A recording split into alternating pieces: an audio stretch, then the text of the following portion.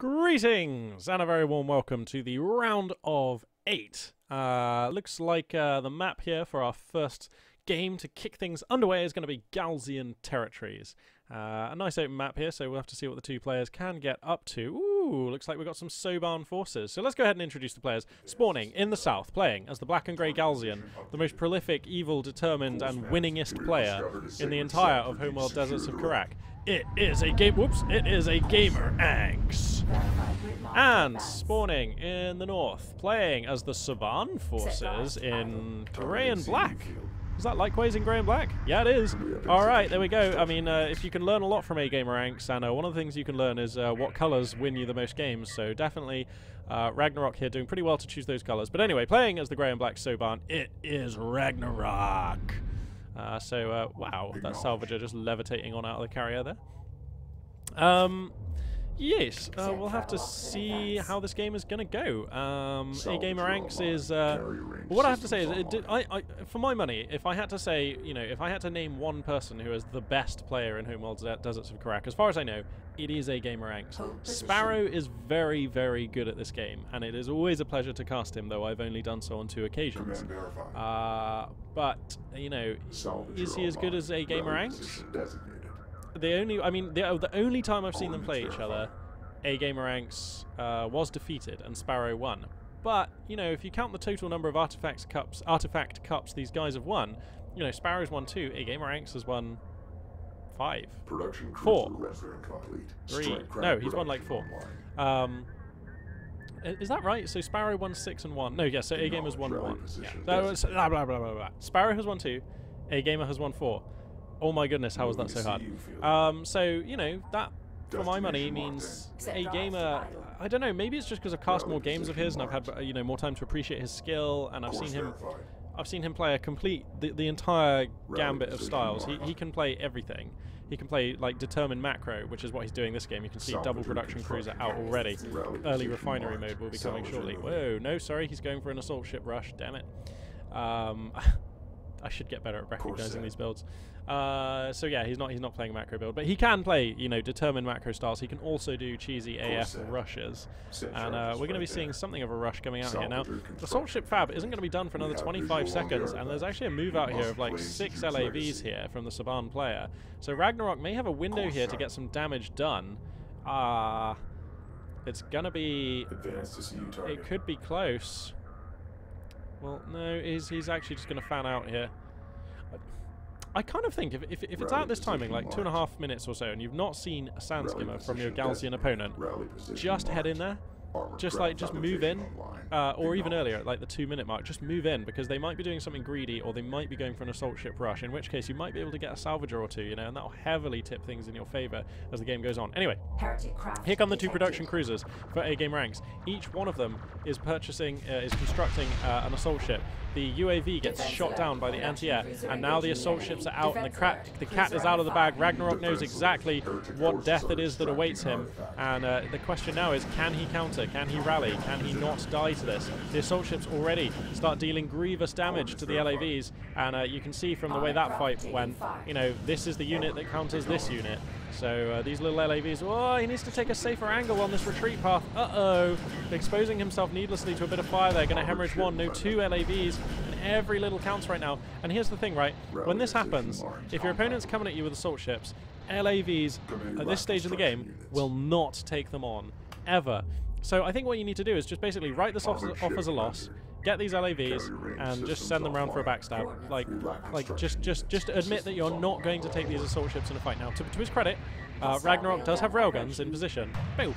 But you know what? The sand skimmers being here isn't really helping the railguns. It's the carrier that's going to defend them. The carrier and the armed logistics modules, which incidentally, there we go, the armed logistics modules are beginning to EMP these assault ships. Like, these sand skimmers are adding no damage. I mean, they are adding damage, but it's like no real damage. It's not like making a difference in this fight. And if Ragnarok was backstabbing with these LAVs, he might get brutal damage. What I know, we know for a fact he's getting no value out of them here. I mean, look, they're just getting shot down. He's just giving damage to a gamer here. This is just giving value to a gamer, who's actually kind of getting in on top of these railguns a bit. There are 4 railguns, though. Yeah, that will put a rapid end to this. Ugh! Well defended here. The Saban railguns. Look at the rate of fire on those spicy little things. Man, they are brutalizing these assault ships. And I think he lost like one salvager. Yeah, he lost. Actually, did he lose any salvagers? I can see 2 dead assault ships here. I can't see any dead salvagers. So I think he lost a salvager, but I'm not actually sure. And now, okay, these LAVs are like pursuing. That is ambitious, and I like it. But again, if he'd have backstabbed with his LAVs, you know, even if the carrier was able to fend them off, he could have used his LAVs to harass these retreating production carriers or something. Basically, what I'm saying is, in that fight, under these circumstances, these LAVs, which have all died now for Ragnarok, added no value to this defense. So the only places that they could have added value is over here. So you might as well send them over and see if you can get anything. And there's a very real chance he could have gotten several salvagers and maybe picked off a wounded production cruiser. You know, maybe. But definitely better than just feeding your LAVs into your opponent's assault ships, because that is just never good. Like, you know the range of like an assault ship, like, you know that like radius? Like, that is an LAV exclusion zone unless you have brutally gross numbers of LAVs, like to take out the assault ship. So just in your micro games, see those little assault ships, there's little bubbles, and if any of your LAVs are in that bubble, you're doing things wrong. That's how I look at the game. It's the same with sand skimmers and armored assault vehicles for the Coalition and Saban forces. Anyway, looks like we've got a lot of sand skimmers out in the field here for A Gamer. That is the choice behind this. Let's check the tech here. Armor level 1 just now finishing, no sign of raiding. He has researched actually no additional tech choices, and he's going to fleet cap 65 here at the 6.5 minute mark, so very nice timings there for A Gamer ranks, and that's going to enable him to expand his fleet here momentarily. He's also mining off of like 3 like, look how good A Gamer is. You see, the thing is, I think what sets A Gamer apart from other players, right, is his macro. He's able to maintain high pressure with a very, you know, brutal assault like that 2 production cruiser assault ship rush. But then he can he macros behind it, and this is in StarCraft 2. You know, like, you have to be able to macro perfectly behind whatever aggression it is that you're laying down, and that's what separates competent players in StarCraft, because there are so many players. That's what separates competent players from players who are still learning, is the ability to sort of constantly macro at a very high level of efficiency whilst also attacking and, you know, playing the game. So A Gamer here is in Homeworld Deserts of Kharak able to do that. So, you know, and this is the difference it makes. Like, look at this. He has double the economy of his foe, nearly. I mean, he will have double the economy once these salvagers here arrive over here. He needs one more salvager here, and then he'll have double the economy. In fact, does Ragnarok only have 2 salvagers here? No, he's got 4. Okay, yeah. So he's got nearly double the economy. He's got great production. He's got the 2 production cruisers. He's got, you know, all the tech. I mean, he can just take his pick of tech here. He's got map control with roving packs of sand skimmers. So many sand skimmers.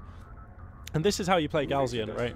Like, with Galzian, any time that you have like more CUs than RUs, basically, well, not any time, but like often, just build sand skimmers. Like, they will always find somewhere to be useful, even if it's just providing map control and map information. You know, they're just really good. And here comes A Gamer for the 2-pronged attack here. His pack of sand skimmers down on the left here, going to be met by some LAVs, and A Gamer doesn't want to take that fight. The pack coming in here to the north looks like he may be able to pick off. This is a targeting jammer, which is less important. If he can get an armed logistics module, that would be nice. That would be annoying for the Saban player. But 2 armored assaults actually are going to ward off these sand skimmers very nicely. So A Gamer here attempting to kind of kick Ragnarok while he's down, but Ragnarok there defending very nicely, using the correct units in the correct places. And I have to say, actually, one thing is almost a bit of a shame. He made all these railguns for defense, and they've been very, you know, oh wow, he needs to put them near the support cruiser actually, so that the support cruiser can heal them, because they're still damaged. He just needs to drive them over here, and then that'll heal them. But he made all these assault railguns, and yeah, they defended and they saved his life, and that's very good and that's very efficient. But since then, they've just been sat around doing nothing. He could have advanced them to like this sand dune here, and then he would have gotten horribly flanked and died because he would have needed to. Yeah, okay, that's a bad idea. All right, maybe not. Just thinking out loud here, just Magpie thinking out loud. I don't always get it right. And believe me, when I play, I look a lot worse than either of these players. So, you know, I can cast a good game, but I cannot play one, sadly. Now, okay, so looks like Ragnarok going to grab a base run. A lot of sand skimmers coming in here, but this is also a lot of LAVs, just kind of chewing them down with an AAV as well. These LAVs can't get too far ahead of themselves. Oh no, the railguns are left exposed. Oh, that will be 4 dead railguns. Absolutely, that is 4 dead railguns. What are the upgrades like? Oh god, he's got 2 armor upgrades on these sand skimmers, which is why they're just not dying here. 4 railguns gonna die here. And that is pretty much the heart of the army. And without the railguns, this army's a lot less good. Here come the AAVs, but it's too little too late. He needs to be moving and firing. He can't just have them sat here. You've got to be anticipating the fact that A-Game is going to try and escape down here. So you have to move. I would have moved the assault ships like this here. That would have been the most annoying way to move them, just like kind of like this line here, because that way you're kind of like just.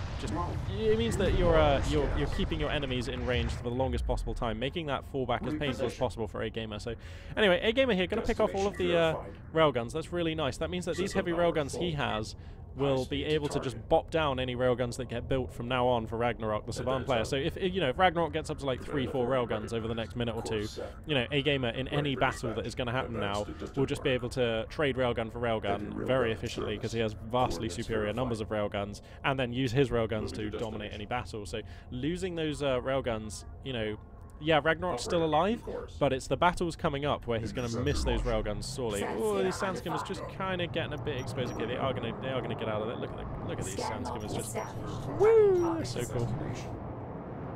Doing little jumps and stuff now. Here's an interceptor is going to be used here. So it looks like A-Gamer has gone for some air tech as well to back up this attack. Here comes some LAVs though for Ragnarok. Going to have a little poke here, try and get in against this production cruiser. He's actually going to be rewarded here quite nicely, maybe. I don't know. Like, he could find some railguns and stuff. Meanwhile, interceptors for A-Gamer just picking off these armored assaults here.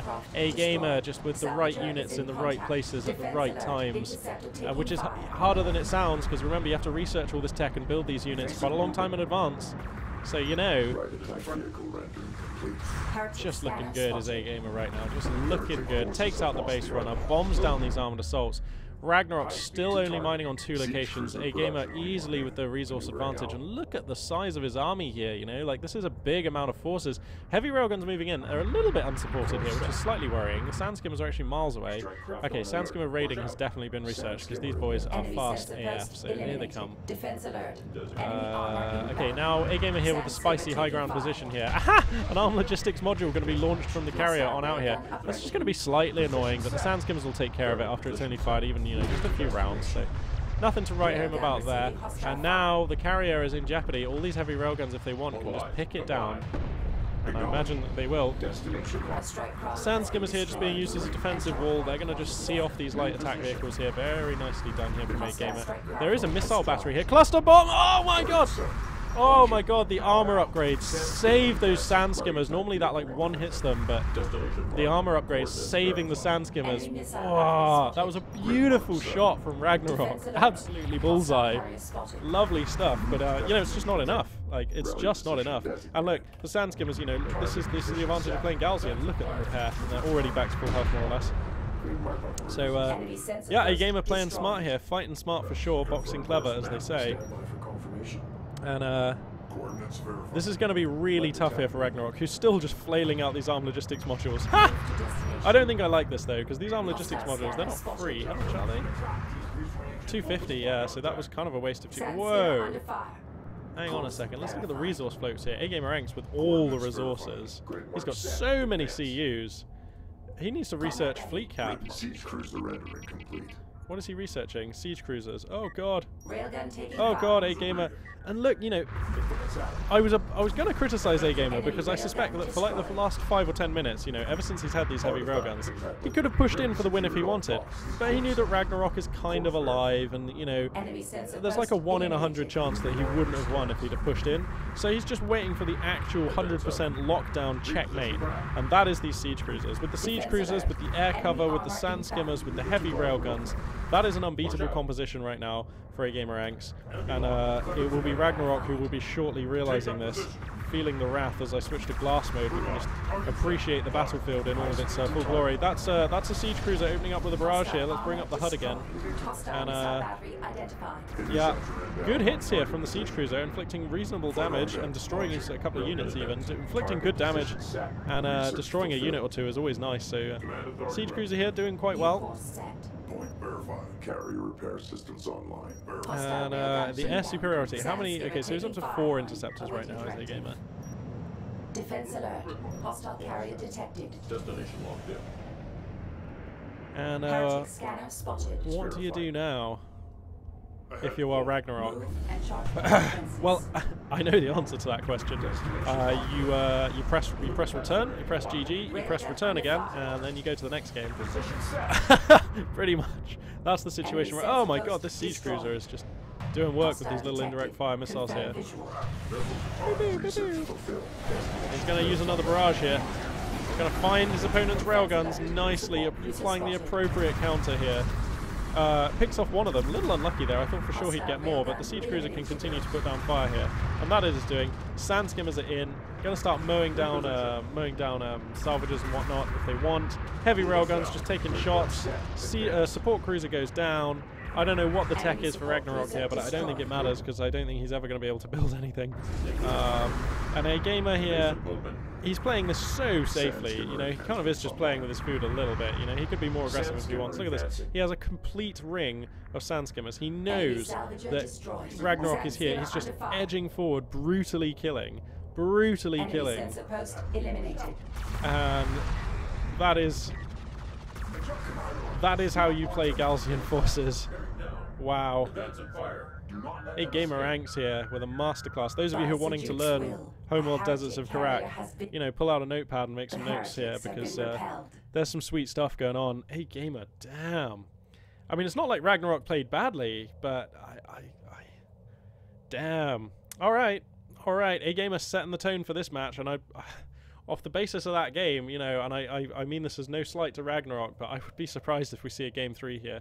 But anyway, I'll load into game 2 and I will catch you guys there. Greetings and welcome back for game 2 in this best of 3 match between A Gamer Ranks and Ragnarok, round of 8, Artifact Cup number 7. The map here is going to be Kalash Teeth, which is oh dear for Ragnarok basically, because this is where A Gamer Ranks lives. This is like his specialty map in my mind. This is like where the fear is the greatest. But anyway, let's go ahead and introduce these players. Spawning in the south, playing as the black and grey Galsian forces, it is A Gamer Ranks. And spawning in the north, playing as the grey and black Saban forces, it is Ragnarok. So, yep. Now, Ragnarok put on a pretty good show last game. I mean, pretty good show against A Gamer Ranks. As good a show as anyone can ever really put up against him. You know, defended his initial assault ship rush very nicely, I thought. Spicy early railgun timing there, saving the day. But basically, you know, behind that, A Gamer had just gone up to 3 mining locations and was just able to lean on Ragnarok and just kind of push him out the game, bully him down with a superior economy. So A Gamer just kind of doing A Gamer things, I guess. Now let's see, sand skimmer fabrication has just finished, and we're going to have some sand skimmers being fabricated here shortly. Where are these sand skimmers? Oh, this game's so cool. Destination locked in. Rally position designated. Now let's see. Unfortunately, I can't check the tech or see what's going on up here for Ragnarok because, you know, this replay is from the point of view of A Gamer Ranks, and sadly, in the replay viewer in Homeworld Deserts of Kharak, you cannot actually, you know, flip sides or see what's going on with the red units on the map, basically. So I won't be able to tell what's on the horizon here for Ragnarok. But you know, from a casting point of view, that keeps me guessing. Gives me something to think about, gives me something to, I don't know, get my mental teeth into, so that's kind of nice in a way. Now let's see, we've got one LAV coming around here to the right, going to see what he can see. Got a sand skimmer split here, one gun up here, one gun up here. Looks like the production cruiser from A Gamer not even interested in applying any real pressure. He's just going to kip back here, and he's going for an early refinery mode, so this is going to be a more macro-oriented build than what we saw last time from A Gamer. Remember, of course, last time he went for a double production cruiser assault ship rush, which is, you know, a thing that we see. We saw Sparrow use it to great effect in the finals of Artifact Cup number 6. Yep. Let's see. So, both players just kind of building up some forces right now, and I wouldn't be surprised if we see a pretty early support cruiser coming out from old Raggy here. Destination locked in. That's a lot of LAVs actually. That's more LAVs than there are Sandskimmers. If these LAVs want to come in for damage, they can hit this location. Oh, I wonder if Ragnarok knows that though. Did that Sandskimmer, the first one that came out to the right, get a scout on this or not? I can't remember. Let's check the tech here for A-Gamer. Oh, he's going for assault ships. He's going to try and defend. So Raggy here, his window is closing, and look, A-Gamer's just kind of posturing with his Sandskimmers out here. All he's doing is just saying like, "Ooh, chase me, I'm a Sandskimmer." Ooh, because as long as these LAVs are here, they are not here, and it is here where they would be doing things like winning games. So. Looks like Ragnarok, you know, there was an opportunity going here, but he wouldn't have known that, or if he did, he didn't go for it, and he is gonna... Well, you know what, maybe I'm exaggerating this actually, because by the time he actually chews through the limited number of Sandskimmers that are here, the assault ships probably would have been out, so... maybe I'm exaggerating. So assault ship fab has finished. Now assault ships will be appearing on the production queue for A-Game ranks. In fact, there they are, kind of on top of the production cruiser. Sometimes this happens. The icons do sometimes kind of get like glitched and stacked onto each other. Let's see if I can separate them. There we go. So you can see that he is building assault ships and another production cruiser. These Sandskimmers still out here just kind of skirmishing, just kind of being annoying, just being like, "Woo, I'm a Sandskimmer." And Sandskimmer enhancements online. yeah, these LAVs doing their best. Strike systems online. Doing their best to keep them at bay. Support cruiser is out for Ragnarok, and I like this a lot. I'd love to see him just grab another one. But we'll have to see. Keep an eye on the production tab to see if he does. So support cruiser is going to come out to this location. That's going to enable him to start mining efficiently from this location. And there we go. You can see the salvagers now returning to that support cruiser. Lots of skirmishing going on in mid, but the assault ship here is going to be the kingmaker, and that is going to enable A-Gamer to push forwards here. These LAVs got to respect the assault ship. Sorry. Now there are still good numbers of LAVs out here. Like the numbers of LAVs are pretty good. So to some extent, A-Gamer can't attack here if the LAVs just decide to like come in for a little backstab. But this assault ship coming over to the right is very clever, because if the LAVs come this way, they'll run into the carrier. Yeah, they might get some salvagers, but the carrier will, you know, shoot them down. So that leaves the best backstab route would be to come this way and hit this location where you can get the same economic damage but without the turrets of the carrier hosing you down. So A-Gamer, by sending that assault ship round this way, just blocking that one off, he's using these assault ships like plugs to stop the movement of these light attack vehicles. Very nice, just plugging up this gap, Look at him, look, he's got sensor coverage now. He's got that A-Gamer ring of eyes around his opponent. He knows the entire map is clear and all of his opponent's units are in this small box. And that is a very easy position to play from, and it's a position that he can macro very confidently from. Look, he's gone up to like ridiculous amounts of mining locations. He's building tons of salvagers, and this is all going fantastic for him. Raggy here, Ragnarok's building railguns, so he's gone for the same kind of build as last game. The railguns are out, and why is he deploying this arm logistics module here? Oh dear, that seems like a waste of 250 CUs, doesn't it? I don't think this arm logistics module can take this fight. So a railgun's going to come across to try and help. That will help. That will help. Sandskimmers for A-Gamer coming across though. He wants this railgun and he might be able to get it. But this is all irrelevant. This is all just a sideshow. Ragnarok's already so far behind just because he's just doing weird things like this. He's like fighting with little skirmishes, and this is what A-Gamer does. He makes you think that like defending and fighting out on the map and these little skirmishes are what the game's about, and it's not. The game right now is about the fact that A-Gamer has a massive economy. And Ragnarok just doesn't. He does this so well, you know, he like constantly postures and things, and the one time you don't take him seriously, you can bet that's the time that the cheese is real and A-Gamer's going to Hadouken uppercut you into the next century with some kind of, you know, you're like, oh, I know you, A-Gamer, you're just putting on a show of pressure with some Sandskimmers and 2 assault ships whilst you macro up behind this, ha ha ha, and then it's like, no, he's actually coming at you with a ridiculously potent Sandskimmer rush or like an assault ship timing or something. That's how it feels when I watch A-Gamer play, and, you know, just ouch, basically. He's just good at what he does. He is just good at what he does. Sad but true. Why is it sad? It's just cool. Cool but true. These are the best facts. Cool but true. Sandskimmer enhancements online. So, wow, 15 Sandskimmers here for A-Gamer. And, you know, again, again with the building railguns, it seems like Ragnarok is much happier playing a very defensive style. You know, if he was moving out across the map using his armed logistics modules, like in this position here, trying to put railguns down, like up onto these sand dunes here, using his superior numbers of LAVs that he had to like form a shield in these areas, you know, he could go for a bit of a slow push, which I've seen Saban do very potently. I think Tren was very good at that. And you know, the reason I'm being critical right now is because look, he's built 4 railguns and they haven't taken a shot. You know, they're not being efficient. This is money that could have been in economy.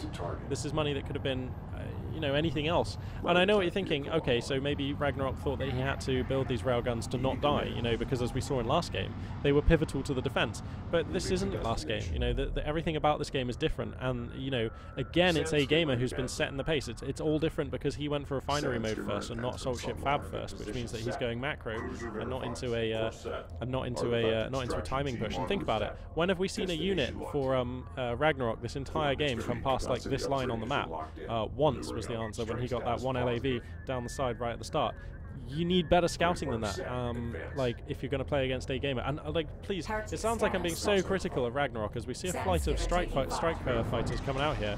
Going to look to put some damage onto these sand skimmers. Boom, boom, boom, boom, boom. Going to get one of them there. I'd like to see him prioritise the assault ships here. Going to get 2 of them. He should go for this assault ship, I feel. Going for the sand skimmers is sort of pointless. Uh oh, this assault ship's kind of actually getting damage now. He needs to go for the assault ship, surely. Okay, yeah, he goes for the assault ship. There we go.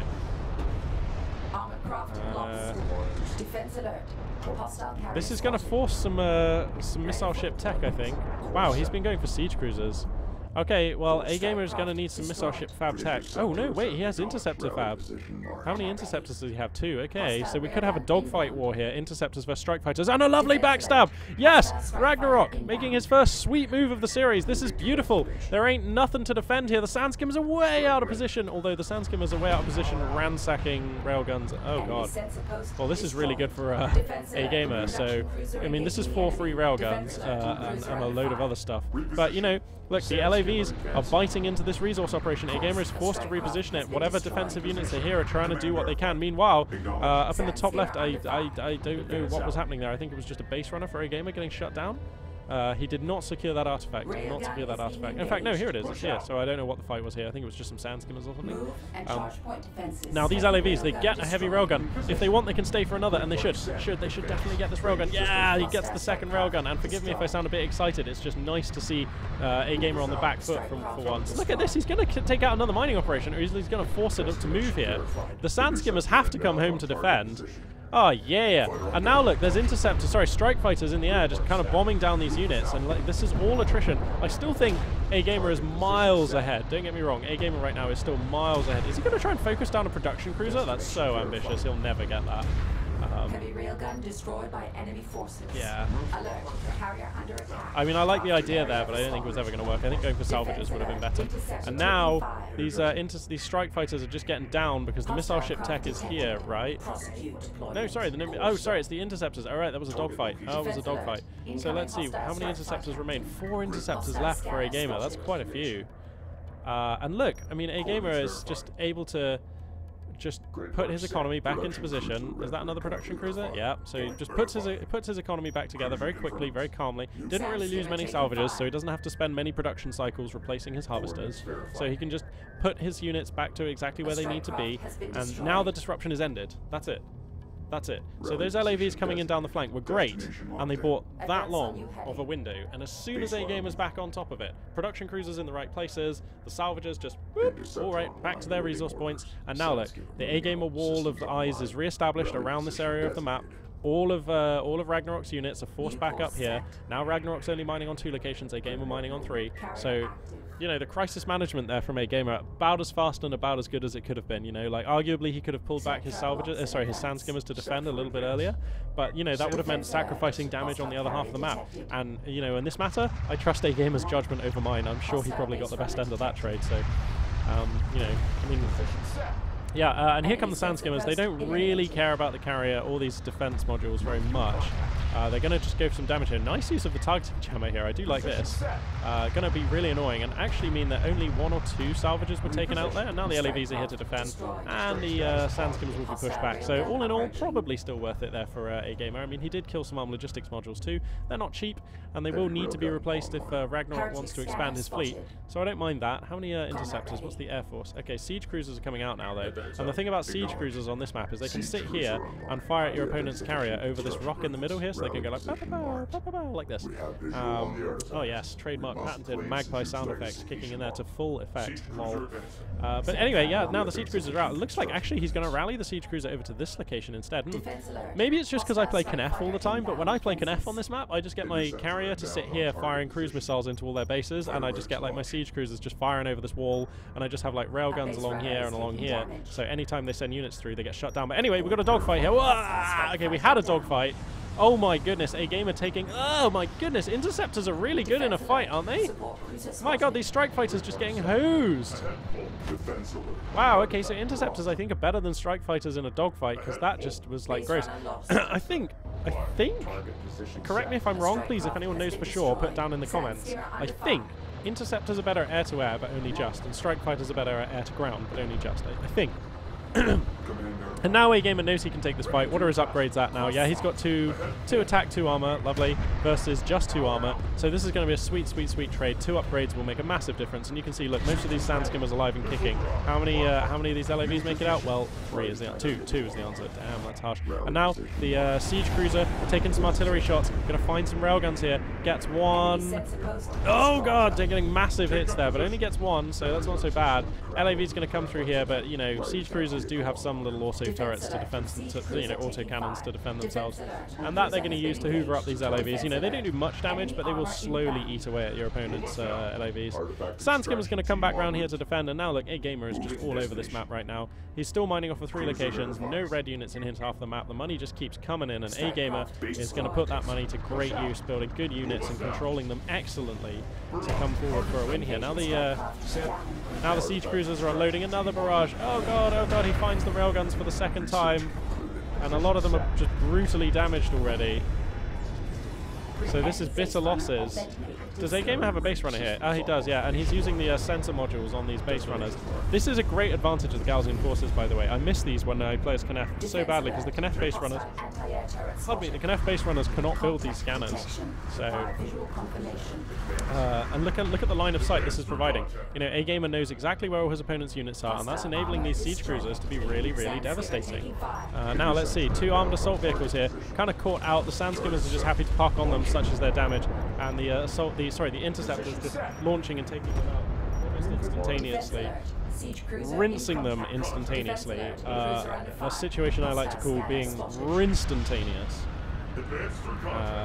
as approved by President Winston Churchill. He was a Prime Minister. Oh my god. I hang my head in shame. Let's see. So, we've got heavy railguns moving into position here. The siege cruiser's still doing good damage. You can just see constantly there are just like shells flailing into this half of the map. Looks like the Sandskimmer's going to come through here for another poke. And this is just, you know, I mean, I don't want to kill the hype or anything, but this is basically GG. There is no way for Ragnarok to come back here. You know, A-Gamer is exfiltrating artifacts. He has control over the entire map. He can just poke and push and attack and just do whatever he likes here. The siege cruisers are spread brilliantly, so he's just constantly barraging his foe. You know, this siege cruiser probably has range onto these salvagers, so if he wants, he can barrage down the resources, which is, you know, that's painful. And like I say, when I play Knef, this is what I do. I just sit my carrier here, and I just spray cruise missiles into this area of the map here. And it's really annoying for your foe to deal with, because, you know, there's this massive rock in the way. And this is what I mean, like, this is A-Gamer's map. Look how well he understands this map. Look how well he can play on this map. It's, he's very good at what he does. Enemy sensor post destroyed. So what now, eh? Good question. Enemy salvager destroyed. Oh, dearie me. I have to say, for all the games of A-Gamer I've cast, you know, I'm just going to switch to the cinematic view here and we can just watch this assault continue. But for all the games of A-Gamer that I've cast, I do still enjoy watching him play. In the same way that it's nice to watch anybody who's very good at something do that thing, you know, in a weird way. Like, you know, very talented dancers, very good musicians, very good video games players in this case, excellent casters, just maybe. Lol. But it's always good to watch someone who's good at something do that thing, and that's why I just, you know, even though these games haven't even been that close, it's just nice to watch a game apply his trade, you know. And I'm sitting here, I'm just soaking in the knowledge. The knowledge is just sinking into the old mag brain up here. And, you know, I like to think by watching a gamer play it makes me better. It certainly makes me know what better looks like, so, you know, there is that. And that is half the battle, you know. People who watch a lot of StarCraft replays and take notes and, you know, that is one way of getting better. You need to back it up with regular practice, though, and that's where, personally, my regime falls apart, because sadly, with the casting, I don't really have time to play as much as I would like to, so... Oh, the brutal artillery barrages coming in. Let's get this in blast mode. Sandskimmer's coming in here. Plenty of railgun slugs hooning in. The support cruisers just constantly barraging. Here comes another barrage here. Looks like a strategic bomber going to come out here. A tactical bomber for Ragnarok, but I don't know. He might be able to get a siege cruiser with this. Where's it going? Oh, he's going for the railguns. Oh, carpet bombing there. Lovely, gets two of them. Nicely done there. And the tactical bomber's going to come back here. Two tactical bombers. Where did the other one go? Oh, he nearly got the siege cruiser with it. Lovely work. Now the interceptors are out there, and they should provide quite a measure of anti-air here for a gamer. And I love the way, instead of going for the slow, cumbersome missile ships that you often feel forced to do as Galzian, you know, a gamer here just went with interceptors for all his anti-air needs, and you know, it's really nice. It's just a much more mobile style, and I think, to be honest though, because interceptors are so squishy, you can't use them all the time that you would like to, so probably it's only when you're like a little bit further ahead than you are. Like, if you're far enough ahead, is what I'm saying, you can use interceptors for your anti-air. If you're not, if you don't have that measure of security, if you don't have that confidence, then missile ships are, you know, a slightly better choice. Also, missile ships are much better against roving packs of units because, of course, they have that missile barrage. Anyway, the tactical bomber is going to be launching again here. Oh god, the salvagers getting hosed here. Good dodge with the carrier here from Ragnarok. Good awareness. The salvagers get decimated. Tactical bomber takes out a railgun, but it won't be for long. I think this. How many attacks do they get, tactical bombers? I think they get 1 or 2 runs. They're going to come in here for another, maybe? No. And here come the interceptors. They are angry, and they are going to start taking on down those tactical bombers. And it looks like a gamer with precision bombers of his own here going to start bombing this carrier. Artillery shells, railguns, sand skimmers. It is all over for Ragnarok, and he is going to be out of this tournament here in the round of 8. A gamer moving on to the semi-finals. And how? Just he's just good at this game. Yeah. Honestly, I will put 50 euros on the line to watch a best of 7 series between A Gamer and Sparrow. A Gamer and Sparrow, if you're watching, get in touch with me. 50 euros it's like for the winner. You know what? We'll split it. We'll split it 35-15. So you know you get 15 just for playing the best of 7, and the winner will get another 20. So yeah, 50 euro prize pool, best of 7 between Sparrow and A Gamer. I'll cast it live. I'll stream it on the Twitch, and yeah, let it be known. I don't know how to get in. No, actually, Sparrow posted a comment on my YouTube channel, so I know how to get in touch with Sparrow. And if anyone has a way of getting in touch with A Gamer, let me know. Yep, want to see it. Anyway, so I'll be moving on now to the second round of 8 or quarterfinal match, and I will catch you guys there. Greetings, what is up, and a very warm welcome. We're just heading into match 2 of the round of 8 to find out which player will be joining A Gamer Anx, who's already, of course, made it through. He'll be playing in the semi-finals. Well, looks like the map here is going to be Firebase Krill, so we'll have to see what these two players have got in store for us on this map. Let's take a look. So down here, spawning in the south, playing as the it's kind of a red and white Galzian forces. It is Bozo Cow.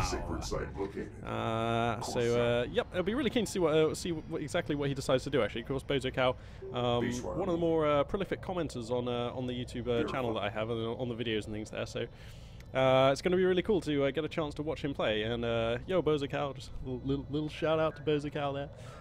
Anyway, let's see. Let's turn on the production tab. Let's reveal all, and let's see who is spawning in the north. Carry weapon system. Playing as the kind of light white and white, kind of white and grey Galzian, I want to say. It is China all the time. That's right, not just some of the time, not some part-time China. No, there's whimsical China when you just kind of, you know, feel like the China. This is China all the time. This guy just cannot turn off the China. So I'm just going to call him China, though, because China all the time is quite a mouthful. Anyway, looks like Bozocal going to be moving on out here with his production cruiser. Now, this, let's see, we can check the tech for Bozocal, but not for China. So let's see, Bozo has... okay, well, actually, why am I checking the tech? It's way too early for this. So it looks like he's got 2 sand skimmers coming out. Just going to come on in here for a little bit of a poke. Looks like he's going to be rewarded for that. Looks like China here has actually chosen a pretty greedy, like fairly macro opening. And actually, whoa, China's going for like a ludicrously early second production cruiser. So this might just, he might just be making a couple of salvages here to buff his economy, and then going to go into some aggression with the double production cruiser. I mean, it pretty much has to be that. Anyway, here come the sand skimmers. They were a little reticent to come in. Looks like Bozo just wanted to wait until he had 3 or 4 of them, or even more now before he came in. Anyway, he will be able to get 1 salvager. He may be able to get 2 here. We'll have to have a look. That's 1. I think he could get another if he wanted there, and I think that's probably worth it. Anyway, if we zoom out and have a look on the map, looks like China's base runner is also out on the map, and that's been detected by the production cruiser, so that will kind of be forfeit. That's going to draw the... Oh, Bozo, you need to chase this. Oh, dearie me, looks like maybe he's not going to chase. I would have thought that... Yeah, there we go. Now he comes in. Let's check the tech. Maybe he was... So, no sign of refinery mode, no sign of any actual tech yet. Looks like Bozo's stacking some resources, and... okay, yeah, so he is going for railgun. Okay, yeah, because he was mining at RUs, so makes sense that he'd be going for railguns there. Of course, I still can't see what the tech is here for China, but Bozo there got a very nice scout. He saw exactly what was going on, and he'll probably be able to guess by the number of salvages and the lack of anything else that this is going to be a double production cruiser timing here. So right now, China are actually in a reasonable spot. He's got a lot of salvages, well, he's got enough salvages, and he's actually got twice the production right now that Bozo does. So if Bozo loses like any of these units, this could get out of hand in a hurry. And actually, amazingly, he looks like China here is actually going to save his base runner.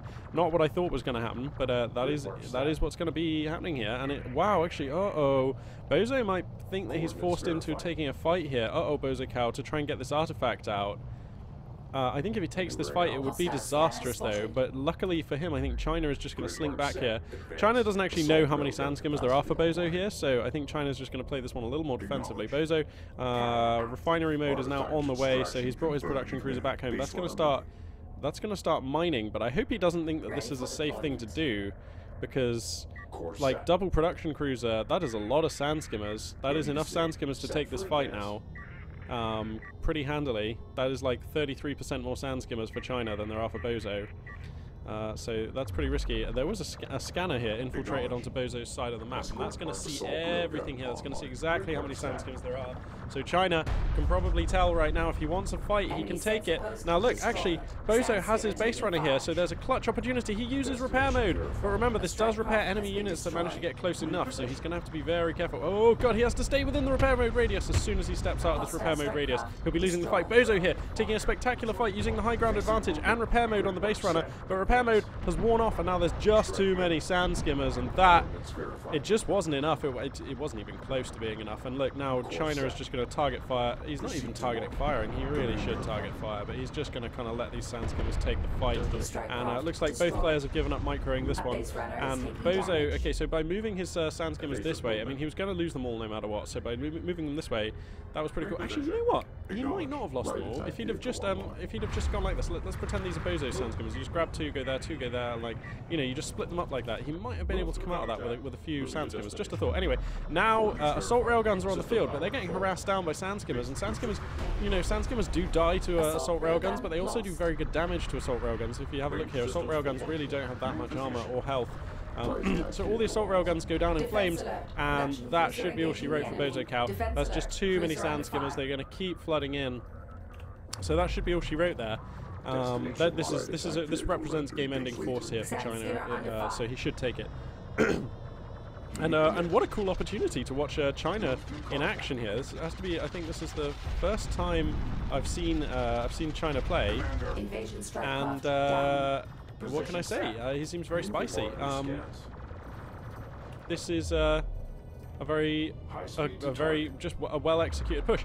Now, let's think about this. I think Bozo had all the information he needed to ring the alarm bells. I think when he started researching refinery tech, that was like the nail in his coffin, basically. I don't think there was any coming back from that, because he'd seen an opponent who had shown no signs of anything. And when Galzian produce a production cruiser very early on like that, it's usually because they're going to try and kill you. And I know Bozo didn't see that production cruiser, but I think he should have guessed that that could be the only thing it was going to be. And so should have prepared accordingly by not getting caught out in the middle of the map, falling back, maybe going for a second production cruiser of his own, concentrating all of his defences around his carrier, because, you know, trying to take a fight out here, you're always going to lose. And yeah, I mean, like, this one is China's game now. I mean, if he wants, he can just come in and kill all the salvagers. I don't know why he doesn't. He could just come in and kill the production cruiser. He should do that. He really should do that. China, you paying attention here, buddy? Because China's not going to let Bozo get back into this, is he? He's building heavy railguns now, so he knows that there's a kill shot going here. Okay, he looks like he's going to use heavy railguns and take this one slightly a little slower than I was thinking. I mean, because the thing is, with this many sand skimmers, you can just move in and kill all the salvagers. In fact, whoa, by moving the carrier over here, those salvagers are so exposed. Whoa, ballsy stuff here out of Bozo.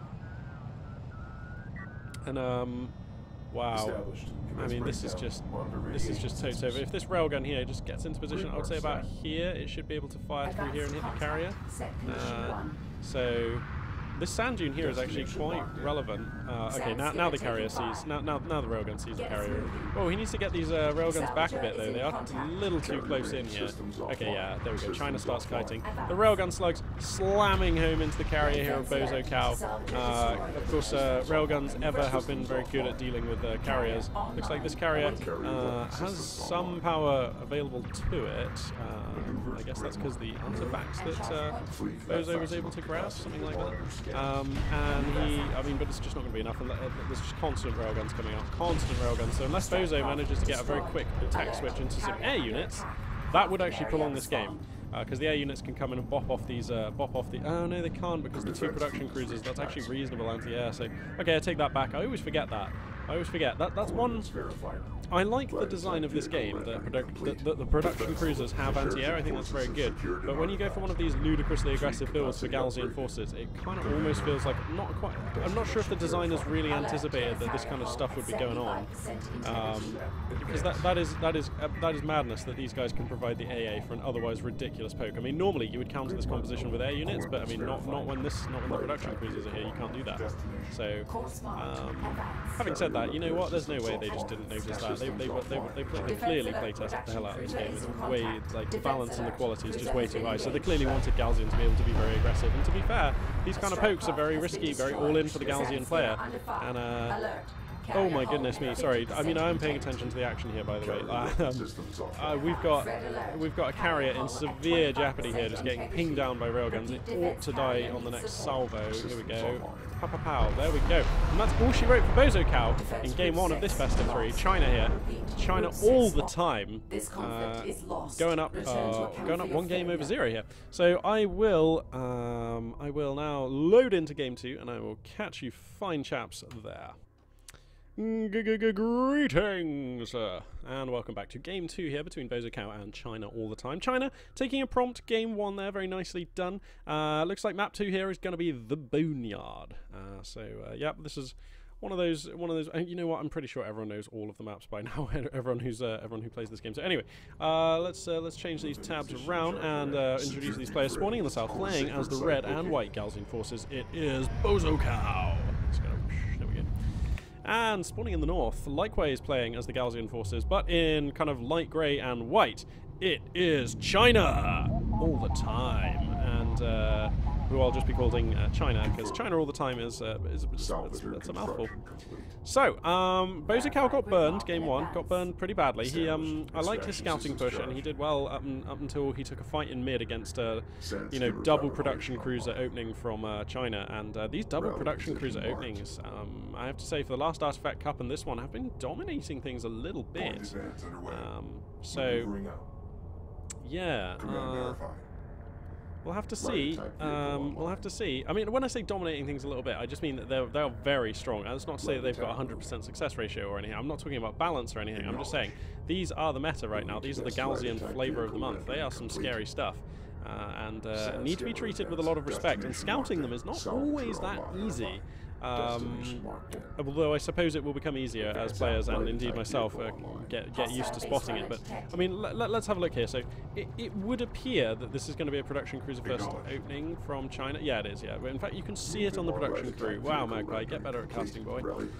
So yeah, it looks like China's going to be up to some shenanigans again. And the thing is, you basically never. A production cruiser costs 600 construction units, and researching refinery mode costs 700, right? So let's say that they're about the same. Getting a second production cruiser first does nothing for your economy because it doesn't have the refinery mode. So if you are making your second production cruiser before refinery mode, you are up to shenanigans. You are doing some bad things. Now, they look the same. Those two builds look about the same. Refinery mode first and production cruiser first. They look about the same until that production cruiser comes out. Because basically it just looks like a Galzian player building salvages. You have no idea. But look, Bozo has seen this. He has seen the second production cruiser. He knows now, okay? He knows this cannot be a macro opening. This is coming. This is China coming for blood here. And now look, China's going to be able to outbuild him on Sandskimmers. Bozo wants to try and take a fight here if he can. Oh, he identifies the opportunity. Oh, but it's already slipping away from him because like Bozo has 8 Sandskimmers, but China is building them 2 at a time.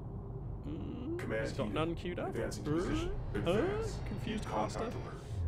China ought to be. How many resources does he have? He's got like 800 CUs. China, why are you not queuing up more Sandskimmers? This is bizarre to me. What is he doing? Okay, now he's building them 2 at a time. A little bit of a hiccup there from China. Maybe I missed something there, but that seemed weird. Whereas Bozo here is just putting on the pressure with his 1 production cruiser. Now, let's check the tech here for Bozo. He's going for raiding and assault ships. Holy spoons. So, okay, it looks like Bozokow going to be responding here, so he's going to be getting Sandskimmer raiding. That's going to give his Sandskimmers a massive edge in any Sandskimmer fight. As long as he's able to keep them alive. Going to have to be careful here. Power into weapons on the Galzian carrier is no joke against Sandskimmers here. But getting a Sandskimmer for his troubles. Very nice there for Bozokow, and I believe he didn't lose one. Look at these graphics. They're just so good. I love the little craters and little bits of wreckage that gets left around after battles. Anyway, because he has map control, Bozo has been able to secure an artifact down here in the southeast of the map. So that's a really nice pickup for him, and it's going to make life much better moving forwards. And you can see Bozo is now building his second production cruiser. Let's just check the tech.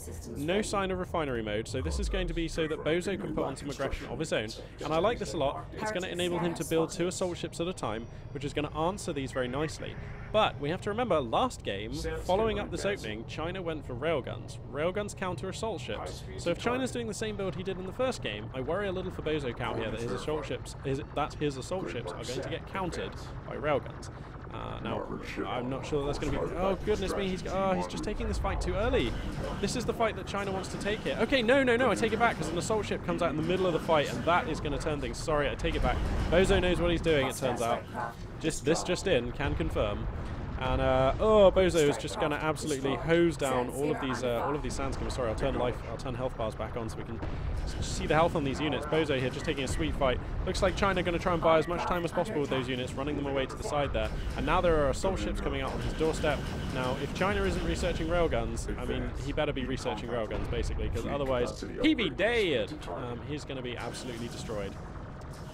Assault ships deal with Sandskimmers and salvagers like a Velociraptor deals with piglets.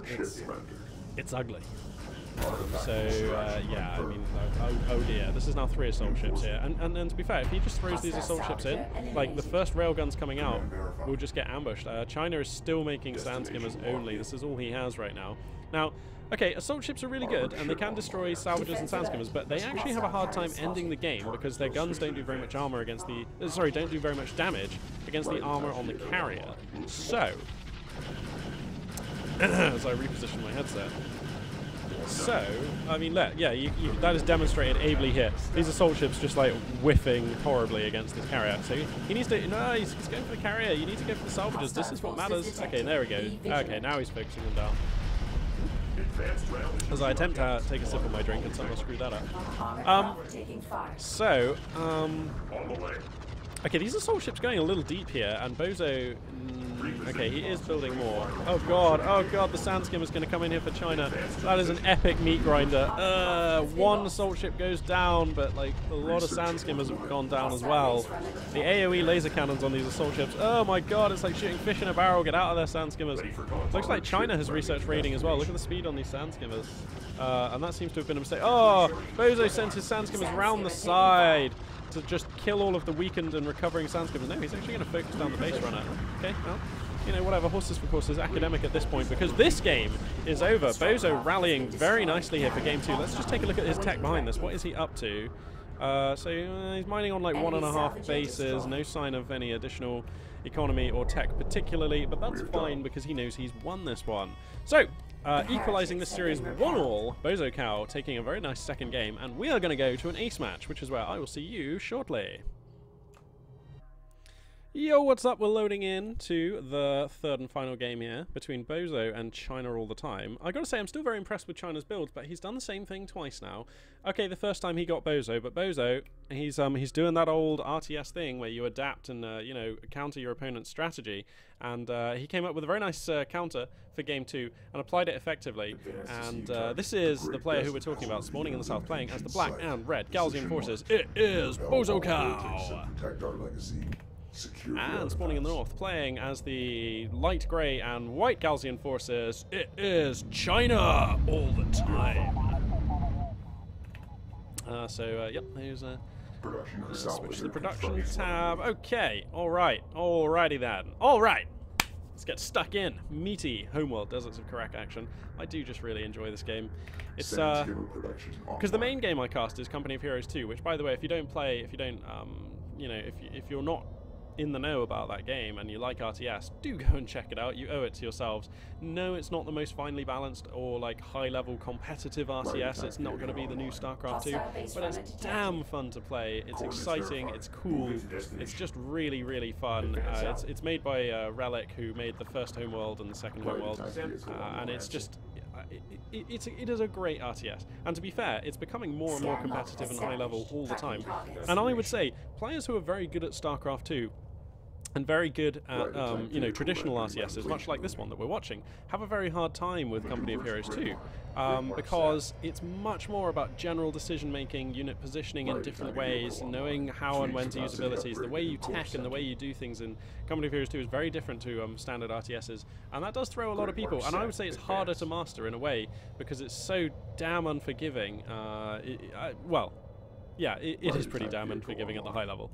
I would say it's actually kind of as hard to master as StarCraft 2, and like I think StarCraft 2 players who've come across to Company of Heroes 2 just find it very... it's like you'd think you'd be good at it because it's an RTS game, but actually the skill set you need for Company of Heroes 2 is very different. Anyway, without further ado, let's turn our attention to this game. Looks like Bozo here coming on in with his little scouting, production cruiser and sand skimmers, as he seems to like doing. China all the time, he's building sand skimmers, he's building salvagers, but he is not, you'll note, building a second production cruiser, so maybe China here is mixing it up. Now, Bozo can probably detect that he's mixing it up, because this is more sand skimmers before the second production cruiser than before, so already Bozo should be aware that this is more sand skimmers than China had out before, and I think Bozo has seen this. I'm pretty sure. So let's see, what is Bozo himself going for? Well, he's going for railguns. Grid mark set. Advance. Wow, that is a quick railguns. Defense alert. Production But we've got a fight being freezing taken here in mid contract. as China gets in on top of the Sandskimmers of Bozo, and that is way too many Sandskimmers here. Bozo here fighting with just 6, now 5, going to be 4 in just a second, and China, oh, China has heinous volumes. He has got 9 in this fight, so that is going to be over immediately, and Bozo here is going to be sent packing. He's going to have to take refuge under the guns of his carrier. But even then, if these Sandskimmers are quick, they could pick off a couple of exposed salvages, perhaps here, perhaps. Uh-oh, if this production cruiser goes down, that is basically game, because that, remember, there's Galzian forces. Oh, he needs to start moving his carrier. He needs to move his carrier this way. Oh no, oh my goodness me. I think he's going to lose the production cruiser. I think if China wants it, he can pick this off, and believe me, he really should, because this is quite the prize. Oh god. Oh no. Okay, so without that production cruiser, Bozo cannot make Sandskimmers, and he also cannot make those railguns that he researched. Like, he just can't make them. He has to make another production cruiser. He's realized this. He's got one. Actually, he put it on the production queue some time ago, so that'll be coming out here momentarily. But this is a massive lead right now for China. The only thing going Bozo's way pretty much out on the map, he had a base runner, and that's grabbed 1 artifact. It might grab a second. Oh, that is cheeky. Bozo making the most of it. I mean, this is his silver lining right here. But this is the rain cloud, and this is a problem. Oh, wow. Looks like China going to change his mind and go and try and stop that. He's not going to be quick enough, I think.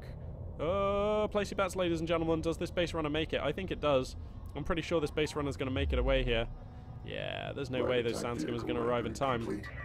So the base runner is going to make this 2-0 in terms of the scoreline. Not super relevant, but that's yet more power. Look, he's got 2. He's got 2? Sorry, he's got 4 available blips now, right? I think he should have 4, because he's got 1. Yeah, something like that. Anyway, so basically, Bozo's carrier has more power now, so that's gonna, you know, when this is your only line of defense, having it be more powerful, like, that could actually make a pretty big difference if these Sandskimmers try and come in and start picking off salvages. Whether they're going to do that, I'm not sure. Now, 1 production cruiser on the field now. Okay, so China all the time, getting his second one out just now. He's also grabbing an artifact here. China seems like a very good, well-rounded player. I like what I'm seeing from China. He's pretty good at this game. And, coming on in here with a brutal attack. That is a lot of Sandskimmer. That's 15 Sandskimmers. That is rough. That is rough. Here they come. Okay, assault ships are coming out now. So it looks like, sorry, I didn't catch that. Bozo did change. So he has researched railguns, but he's not built any. He knows he's in the soup and in need of a silver spoon. And assault ships could be his silver spoon. If he can get a couple of them out to try and help hold here. But look, there's already heavy railguns out there. Heavy railguns are just going to make mincemeat of this assault ship. But look, actually, Bozo Cow positioning his assault ship. You can see this sand dune here is just covering, it's just protecting this this assault ship. The railguns can't actually get a shot onto that sand skimmer. So very nice positioning here from Bozo. His opponent has the counter, but he's going to need to move these, or like, he's going to need to get one of these assault railguns like to about here, or up onto this sand dune. This, if he could get his heavy railguns onto the top of this sand dune, that would be game almost, I think. Like this dune here, look at the lines of sight. He can hit the assault ships, he can hit the resource operations over there, he can hit the carrier. This is the spot to pick this assault from. Terrain is all important in Homeworld Deserts of Kharak, but it may not matter, because this is like overwhelming forces here for Bozo Cow. So, I don't know, man. I don't know. Look at how many sand skimmers this is. Does he have upgrades? Okay, he's got 1 armor. Strike systems online. Oh dear, so does Bozo Cow, but when you have 3 sand skimmers, that 1 armor isn't providing that much value. When you've got, well, that's 16 sand skimmers, it provides a lot more. That's more than 16, isn't it? Yeah, that's like 18. Okay, so now the heavy railguns. Oh, Bozo just going to get a little bit, he's going to try and just bite off one of the heavy railguns. It's not going to work, though. Here come the assault ships. They're going to try and rush down this heavy railgun. Uh-oh, they need to get back behind their sand dune. Oh, he's going to lose an assault ship for having tried that. I just don't think that was going to work. I mean, I feel credit to Bozo Cow. I think he had to try something. I mean, he's got 2 production cruisers and he's mining off of this whole patch here. But look, on the other side of the map, China has just got like his resource operations. He's now mining fully off of 2 locations. So Bozo is not dead yet. But oh no, he's going to hemorrhage this 1 assault ship. This is a needless loss. Ah no, boom, there it goes. And this is a really tough spot now. China making more heavy railguns. Please, Bozo needs to go for air forces. He's actually already researched interceptors, but he's not making any. Oh no, I feel like Bozo's been forced to just make... Like, okay, now he's making interceptors, but I kind of feel like he's been forced to make... He researched railguns, and then things changed, so he had to research assault ships to stabilize. And then... I feel like if... because there's only one production cruiser pushing this attack, so the interceptors can actually do a lot of good, so I feel like... Oh, is he sending out the interceptor one at a time? Oh god, this is dire as well, because if you normally want to save up a few more and then like take all of these heavy railguns out in one. This is pretty rough. There's even a base runner over here just providing some additional anti-air. That's also rough. Oh no. And now the cat's out of the bag, you know? Like, China knows that interceptor tech is there, so if he wants, he can get some more AA down here, but I just don't think it's going to matter. Like, let's just check the economy situation here for China. Okay, so China, okay, he is getting a third production cruiser, so he can start mining off of this location, and that's what he needs to do. Okay, here come the sand skimmers. Oh, he's just thinking about it. This is just, this is some tense posturing here between these two forces. Craft has been lost. There we go, I can switch to glass mode here. And we can see the fight unfold with no HUD in the way. Sand skimmer under fire. Although I'm going to keep the health bars up because it just makes things a little more clear. I mean, there's not much to say here, sadly. This is just, this is all about numbers, and if you just see like how many red units are there compared to green units, you know. So the units of Bozo Cow here are all going to be destroyed. This is your the interceptor was shot down, I believe. Yeah, it's crashed over here. And that is going to be GG for Bozo Cow. I think he put up a pretty good fight here, but I think in the third game he just kind of got a little unlucky with the tech that he researched, making some blind reads. Okay, looks like he's going to come out with his two production cruisers and attempt to drop some units here onto the enemy army. No, that's not going to happen. Maybe that was just a misclick, actually. Oh dear. Oh dear. Yeah, and these heavy railguns are just going to close this out. I mean, there's just nothing, sadly, I think that Bozo Cow can do here. Spooling up another interceptor here. There it goes. Salvager is in contact. And that should get him another assault railgun. Sorry, another heavy railgun. You know, so that's pretty big, actually. He's going to come in for one final pass here. No, is he going to... Okay, Bozo Cow's called that one back because he didn't want to lose it. Fair enough. I think I probably would have tried for the railgun, but it's probably academic here. Watch the funky little landing animation as this interceptor is going to come on in through the top hatch here. They launch out the front door and then they land in the top hatch. It's pretty cool. Heretic forces are extracting an artifact. There we go. So yeah, that interceptor will be being repaired. Bozo is investing in additional interceptors, and I like that because as far as I can tell, there's no AA here coming for... no anti-air coming out here for China. China here taking his time about finishing this one out, though. He really could have ended this one. If he just, like, this many sand skimmers, if you just put them on your opponent's salvages, you win. I suppose there are 3 assault ships, so you'd have to treat it with some respect. Okay, he's found a position here now on the top of this sand dune. This is some nice high ground here, and this is going to enable him to siege down the carrier of Bozo Cow here. Okay, here come the interceptors. They're going to try... Oh, one goes down immediately. The other one's going to get absolutely ransacked in a split second here. Oh goodness me, these interceptors are going down. Oh, they've only managed to kill like 2 railguns as well, so it's a reasonably poor trade. The AA on the this production cruiser, that's why. Look how veteran it is, that's why it's doing so much damage.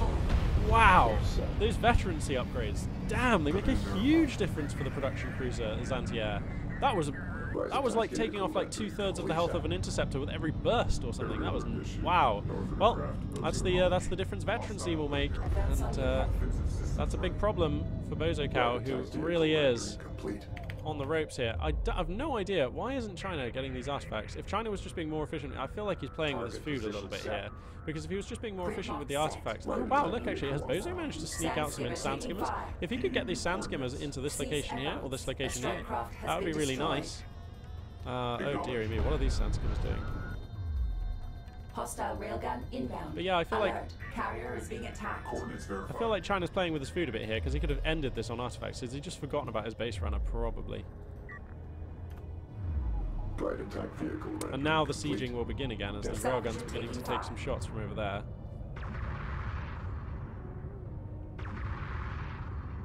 Grid mark set right attacks here. Yeah. I might. I don't know. I feel like this one is.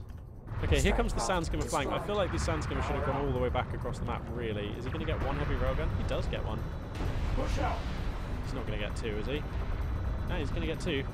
Fair enough. But I mean, he loses everything he had again for it, and that's not enough. I think attacking back here would have been fun anyway. Let's say that. Anyway, missile ships are coming out now. I think I might fast forward because like this is just so massively over. I cannot conceive of any possible line of play here where Bozo manages to pull this back. So assault ships here are going to maneuver for position. Bozo here just building up a few more units. A heavy railgun actually comes out, so that's going to enable Bozo to, I don't know, try and have a shootout here with those enemy railguns, but that is just not going to, it's not going to do any good. I'll put it back to normal time here because it looks like China has decided to come in for the kill. 3 Sandskimmers for Bozo, going to make a break here for the heavy railguns, and they're going to get some okay damage done. But, I mean, all of Bozo's units were killed again.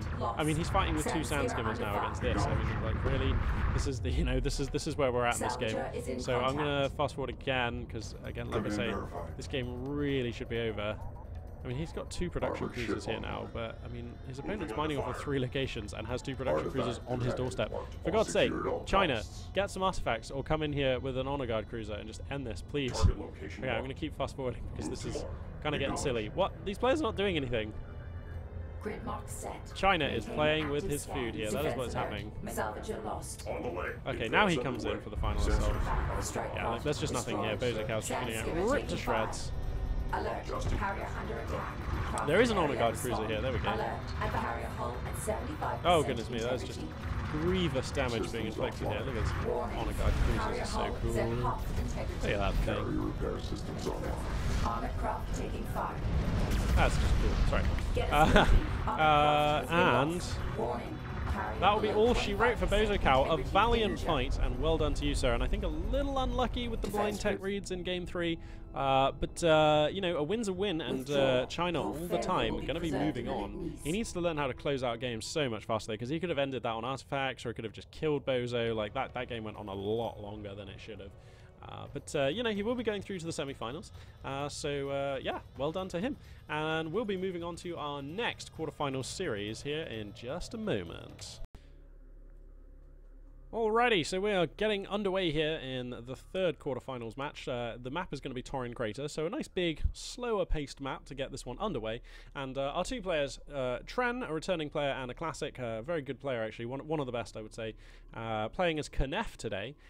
He plays a lot of different races. He's tried Saban, Coalition, Galzian, and Knef through various phases here and there. But Knef is his kind of home faction, I suppose you would say. And his opponent, spawning in the south, playing as the red and white Saban forces, it is Coercer. So yeah, cool to see the Saban forces, and also cool to see them in such a striking colour scheme, no less. And yeah, Coercer here is going to be a new player to the channel. I've not cast him before, so welcome to the game, welcome to the channel, Coercer. GLHF out there. Let's switch to the production tab, and of course, spawning in the north, playing as the red and yellow Knef, it is Tren. So, there we go. The 2 players are set and ready to rock, as Tren going to be, let's see, sorry, Coercer moving out with his base runner. Which is, of course, the Saban base runner, which is a little slightly funkier variant of the base runner. Look at that thing chugging along, that's so cool. Imagine, look how big must one of these things be? Like, look at the cockpit. That's up here. Like, that is pretty tiny. Like, so if you're sat up there, like, how much does this thing weigh? You know, that is one hell of a vehicle. That's like driving a building. Oh, sounds like we've got some action going on. I should pay more attention. Okay, sorry, no, it's just Tren opening up his 2nd mining site with a seismic survey charge there. So, whoops, getting excited about nothing. So, rarely enough, we're going to be able to take a look at the tech of a Saban player. So let's pay some close attention here. So here's the Saban opening options here. Now, I am going to hold my hands up in the air and say I've barely played any Saban. I've played them like twice or 3 times or something. Like, I have hardly played Saban ever. I'm a Galzian and Knef player at heart, and playing as Coalition and Saban is, I do it from time to time because it's fun and it's nice to mix things up, but I must have spent like 98% of my time playing this game not playing as Coalition or Saban, so I am much less familiar with them. That might be a slight exaggeration, actually. Anyway, so AAV fabrication going to be coming out here at a pretty early juncture for Coercer, and I think this is very standard, and it's standard for Coalition, really, but I think it's especially required as Saban, because with Saban, your carrier doesn't have any guns that can help against Strikecraft. It has railguns, so you know it doesn't have those chain guns that we're used to seeing against Strikecraft. So if your opponent gets Sand Skimmers up on your salvagers and has killed all of your military units, it's even worse than it is usually for Saban. That is just terrible. So armoured assault vehicles are basically a driving chain gun, and so they're very good for that. They will deal with your anti-Strikecraft needs, and they also prevent you from just dying in the early game when you play as Saban. Look at these little Pathfinders. I'm loving the red and white paint scheme. So cool. Huh, sorry. Right, I will get over it, I promise. Anyway, here come the Sand Skimmers. Sand Skimmers also, by the way, whoopsie. Sand Skimmers are also, by the way, a damn fine looking unit. Let's just look at these little things. I know which one I'd rather have. It's got to be this. I'd love to fly one of these little things. Artifact extraction in progress. Look at that go. Right, anyway. Looks like we might have a fight being taken here. An armed logistics module, kind of in a bit of an awkward spot. These Sand Skimmers going to get up on top of it and be able to deal it some damage. LAV is going to come through here, though, and they will push back the Sand Skimmers for now. Remember, of course, the LAVs have the superior range, but there's more Sand Skimmers here than there are LAVs. The Sand Skimmers have the DPS advantage. They're going to try and take this fight. Power gets shunted into the armed logistics module. One EMP shell hits, but it's not enough to turn this fight. I think, yeah, the Sand Skimmers are going to come in. They bite off another LAV, and there's still good numbers of Sand Skimmers. Still 5 in this fight against 3 LAVs. Support cruiser coming out. A nice early timing support cruiser here. Man, these units look great in red and white. This is really cool. Anyway, the support cruiser, though, it is out. And that's going to heal the LAVs. It's going to heal the armed logistics module. And it does also represent a nice way to expand your economy, or the only way to expand your economy for the Saban player. So I really like this. This is just a sweet choice. And also using it as a quick bit of combat support there is good. Whoa, he can't leave it out to dry though. This thing is basically defenseless. And there's a production cruiser, so this is business from Tren, Tren is coming out with a second production cruiser, and I cannot check the tech, but I would be amazed. Oh, it's railguns, assault railguns are coming out now, and those assault railguns are going to beat the AAVs. Let's check the tech for the Saban player. Nothing coming, so this is problems. If he's feeling turbo clutch, he could get fighter and gunship research and then build a gunship. That would be hilarious. Yeah, anyway, we'll see what he's got planned here. The assault railgun's now out for Trent. Let's just take a look at these things. Oh man, they're just cool as well. The units in this game just all look really cool. Oh, he's getting hit by some railguns though. What is that? Oh, is that the railguns from the carrier? No. Oh my god. Okay, so railgun research is finished for the Saban player. Whoa. Oh my goodness, Coercer here has actual railguns here, and the Saban railguns are really nice. They have a much higher rate of fire, which gives them overall higher DPS than like a regular railgun. They do less damage per shot, but they have a higher rate of fire, which gives them overall a higher DPS. But look, Tren's actually pushing in on multiple fronts here, but it's Coercer who's up 1 artifact over nil now. Tren looks like he ate his own base runner earlier on. He's got a new one coming out here though. So I think he retired his base runner earlier on. This assault force on the right looks set to get some work done. This is a pretty imposing force now. 4 assault railguns and a number of Sand Skimmers. It's actually quite a well-balanced force. And this railgun is horrendously out of position. Oh, the Sand Skimmers should just go for that. That's a freebie. That is a freebie, and Tren realizes it. Here come the Sand Skimmers.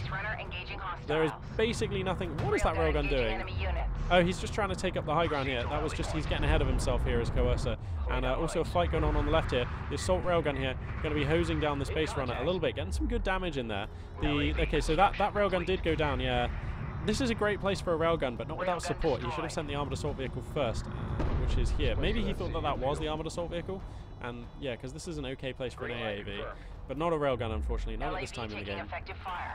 Looks like this assault railgun going to be kiting on out of here. Now assault railguns are quite good against Pathfinders in low numbers. They can take care of them. The Pathfinders also do good damage to the assault railguns though, so it's kind of how many Pathfinders we're talking about here. But anyway, that is probably a dead Pathfinder, that one there. It really ought to be. It's taking a ton of fire from this railgun. Boom, there it goes. And Tren now looking pretty good, I think. I'd like it better if he could get another production cruiser and grab and put it here. Then I feel like he was like turbo far ahead. But as it is, you know, he's equalized the score. He's grabbing another base runner. He's got a really nice harassment attack force here. If he adds in a couple of heavy railguns to this right-hand flanking force, I think it could be really nice. Whoa, there's another railgun in the freebie position here. Oh wow, he's also like just far enough over this sand dune that I think that railgun may not be able to fire. That's touch and go. He may be able to aim the turret over that railgun and get some shots over. Not sure on that one. Meanwhile, over on the left flank, a little run by of Pathfinders here, going to get like some economic damage done insofar as they've forced these units to be pulled back. But no actual damage as of yet. He may get this assault railgun. I think he's going to get that assault railgun.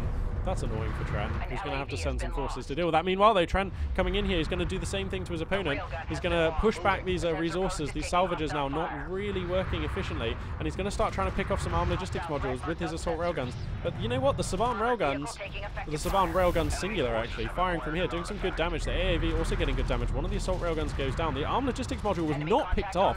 This was a basically flawless defense against a really nice force here. Coercer looking pretty sharp. Wow, this has been a really cool Artifact Cup with so many new players coming out of the woodworks with so many skills. Tren here, just that attack got deflected, and like the support cruiser will just repair the hell out of everything else. Oof. Meanwhile, how are these Pathfinders still doing work up here? Oh my god, one of them's got a ton of veterancy, so I don't know what that was able to destroy. Looks like a couple of salvagers here. No, that's one salvager and that's the other Pathfinder. So, oh, and of course that assault railgun also will have gone down. Okay. So, wow, Tren not in the best position here. Artifact location confirmed.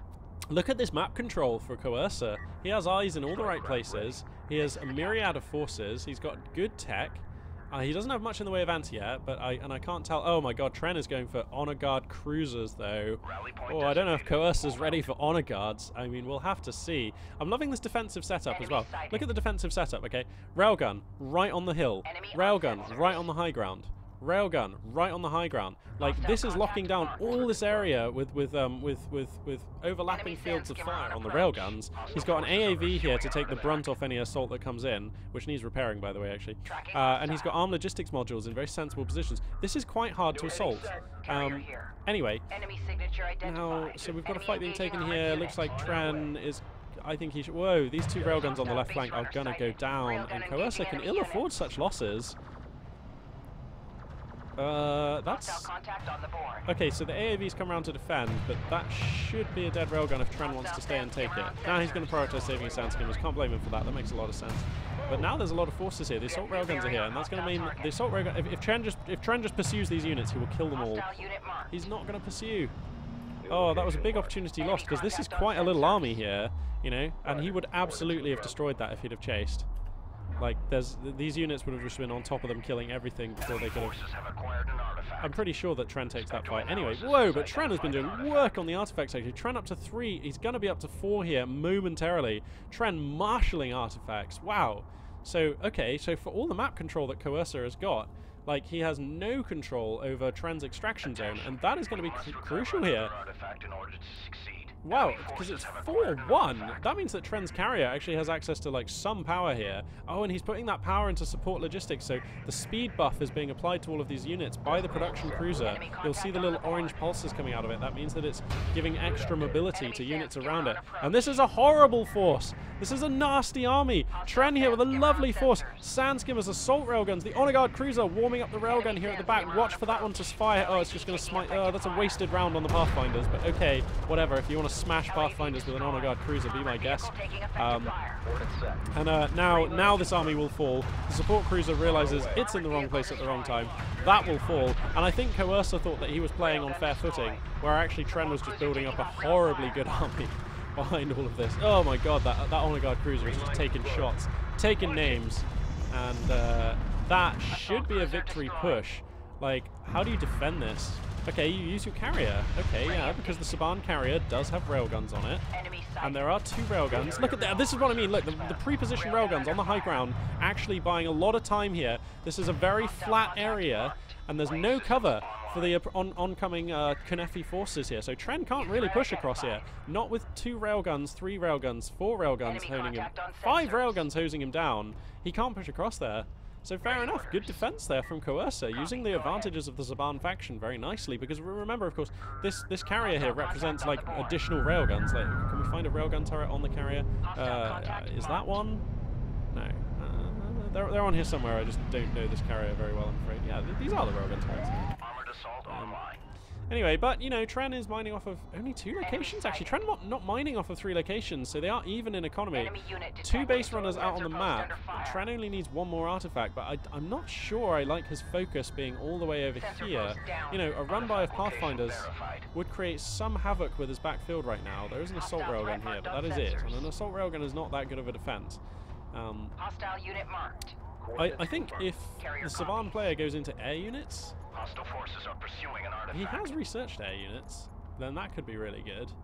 He's also just researched missile ships, so buying himself some anti-airs Coercer here, so playing a very generalist style. I wonder if that's going to come back to punish him, because he's kind of researching a lot of things, maybe doing too many things at once. Maybe this lack of focus will be punished, who knows. But Tren is now getting 2 artifacts out. Somehow Tren beat his opponent to this artifact in mid. That could actually just be game-breaking here for Coercer, because both of the base runners were waiting, queued up to grab this artifact, but it's Tren who makes away with the artifact. And remember, he's on he's on game point now, 4-1. This has been a nice opening game, though. Both these players getting a good measure of each other, and this is why I like it when the first match of a series is on a bigger, slower-paced map, because both the players get to feel each other out, and for my money, that actually makes for a better series moving forwards. Anyway, base runner gets taken out here in mid. Tren is still here with a very dangerous army. Honor Guard Cruiser is very scary. And there's a lot of, you know, a lot of support here. These Pathfinders actually just going to get chewed up in mid here. Coercer just kind of rallying them in, and they're going to go down. 3 AAVs coming for a backstab, and I think this is a masterful move. This is really nice. This is just some good stuff here from. This is some really good stuff here from Coercer. Here are those AAVs just trudging on in. Unfortunately, though, Coalition and Soban units not known for their speed. That's where Coalition. Sorry, that's where Galzian and Knef units are pretty good now. It looks like somebody's throwing in some air forces over here. I can't see anything launching. Ah, it's a tactical bomber. Tactical bomber is going to be trying to use here. Let's grab a bird's eye cam here as this tactical bomber is going to come flying on in. And let's see. Okay, taking some anti-air fire from the forces below, but it will make it in. Oh, and that's it. That's it. It wasn't fast enough. Tren wins. Wow. That was just a really good game. I liked that game a lot. A couple of mistakes made by both players, but also both players demonstrating that they're both very savvy and just good all-rounder players. They just know what they're doing. So I think that this could be the beginnings of a really good series. I'll catch you guys in game 2. Yo, what's up? Welcome back. Magpie 842 here, loading into game 2 here between Tren and Coercer. The map is going to be The Shallows, so an even bigger, even slower paced, even more macro map than the last one. And we'll have to see what these 2 players have planned here. Is it going to be conventional macro play? Is it going to be a rapid backstab, sort of double bluff based on the map? Who can tell? Spawning the south, playing as the red and white Sabani forces, it is Coercer. And spawning in the north, playing as the red and yellow Knefi forces, it is Tren. This has to be one of my favourite maps in the game at the moment. It's just big enough that you just get a little more time to feel your way into the game, play a nice macro style. Oh, sorry, as I stretch out here. The thing about casting, I love casting, as you might be able to tell, and it's very dear to my heart, but it's a very sedentary hobby to have, or activity to do. It does mostly involve sitting. You know, that's what casters do. You normally sit when you cast. Unless you're lucky enough to have one of those rising desks, which I'm really tempted to try and get, actually. Yeah, so I do find it is useful, like, every 20 or 40 minutes, just to have a really good stretch, just flex out, and that way it just, I don't know, it just keeps you nice and loose, you know, just keeps you nice and loose. Makes a big difference. Anyway, what am I talking about? Let's see what we got going on here. Looks like pretty macro plays from both players, really. So Tren has retired his base runner. Can't tell what tech he's going for. In the south here, looks like Coercer going to be going for AAV fabrication. So, seemingly doing a similar build to what he did last time. How many salvages are we up to now for Coercer? He's up to 6. Good, yeah. Tren going to be rocking with 8. So Tren looking to get a little bit more of an econ. I say that he's mining off of 1.5 locations here. But he is actually, that's, you know, sand skimmers are on the map and moving out. So Tren here, maybe this scouting poke. I mean, AAVs will be out by the time Tren gets here, though. Okay, and a support cruiser comes down from the Saban player. Here we go. Support cruiser is going to take over the resource operations here. That frees up the Saban carrier to come forward into this location. And actually, on this map, a Saban carrier in this location is reasonably formidable. The reason I say that is because it has railguns, right? And it's quite flat here in the middle. There's like one hill here. But those railguns can scope out quite a large area. Also, the carrier can now start putting down these armed logistics modules. Look at this positioning. Look at this positioning. Coercer knows what he's doing. That's a great position for an armed logistics module. Very nice. Very nice. But the sand skimmers are in now. Okay, so there's a number of pathfinders here to defend. Looks like power is right now in the defensive logistics of the carrier right now. So yeah, okay, now the EMP shell's beginning to come in from this high ground to... Look at that! Look at that! The armed logistics module even getting a high ground advantage because of its positioning there. That is lovely. That is... LAV construction complete. Nicely done, Coercer. I just like when a player knows what they're doing, as Coercer clearly... Look at this! And now he's putting these up on the high ground. Coercer is a player who, more so than almost any other I have cast, and I do include here some of the very top tier players in the game, has an acute awareness of positioning, tactics, terrain specifically, and high ground advantage. Like, his railguns are always in the places. Like, I feel like he plays the game like I do, you know, he's always looking at the game as a series of islands of high ground, and whoever controls those nodes, those islands, usually takes the fights. You know, this Homeworld Deserts of Kharak is it's a game about a lot of things, but I think the most important thing when it comes to deciding a fight, assuming that both players have an understanding of the macro and both can build an army in a good time, it's all about the high ground and positioning and line of sight in fights. More so than almost any other RTS. Like, you know, a railgun in a good position will turn a fight so fast in Deserts of Kharak. And like, you know, anyway, I feel like I'm sort of beating a dead horse a little bit. Copy. Enemy sand skimmer on approach. Now let's see, we got, he should be making more production cruisers, right? Coercer? Enemy sand skimmer on approach. He's opening up these resource sites. Is he just going to like long distance mine with his carrier sat here? I mean, this is also a pretty spicy position for a Saban carrier. Look at the lines of fire. I mean, you know, if he puts some power into those railguns, it could be pretty spicy. And it looks like a Coercer going to be exfiltrating an artifact here to the left. Tren going to be exfiltrating one to the right. The scoreline presently 0-all, but I think both of these captures will go through, and that'll make it 1-all. Let's roll. And Salvager construction complete. those of you familiar with the game of football will be au fait with the whole 1-all. What on earth are you talking about, Magpie? I am... Carrier power reserves expanded. How can I put this? I don't really think that much about what I'm saying when I cast, and then sometimes it's like a walk in on myself, like, and I'm like, Magpie, what are you talking about? You're supposed to be casting a video game, and you're like going on about something completely irrelevant. Anyway. Let's check the composition here for Tren. We've got an assault ship, we've got a number of sand skimmers. He's mining now comfortably off of 2 locations. I would say 2.5 because he's got another 4 sand skimmers doing the long range thing, getting on over there. So that's pretty good. And now, as we see, the scoreline is indeed 1-all. And let's check the tech here for the Saban player. Whoa, so he's got railguns coming out. Tren's going for another production cruiser. That seems like a good thing to do. He should go for another one on top of that as well. Both players macroing up, playing this map as you would expect and as it kind of ought to be played. So that's cool. Enemy signature identified. And looks like Tren may forfeit his base runner here, because it is moving out into mid and it is unsupported, and there are some coalition units here, Saban units, sorry. This armed logistics module, oh look at this, yeah, see, by moving your carrier forwards, like look at the positioning of these armed logistics modules on the high ground, in a good place covering the middle, on the high ground. And the reason this is a good place is because look, it can't be hit from over here, it can't be hit from over here, like to kill this thing you pretty much have to come into the middle, and that's where it covers, so That's pretty cool. Anyway, it looks like we've got a little skirmish here as sand skimmers and LAVs going to do their dance. Remember, LAVs have the range, sand skimmers have the speed and the health regen. Hostile contact on the board. That's how that fight works.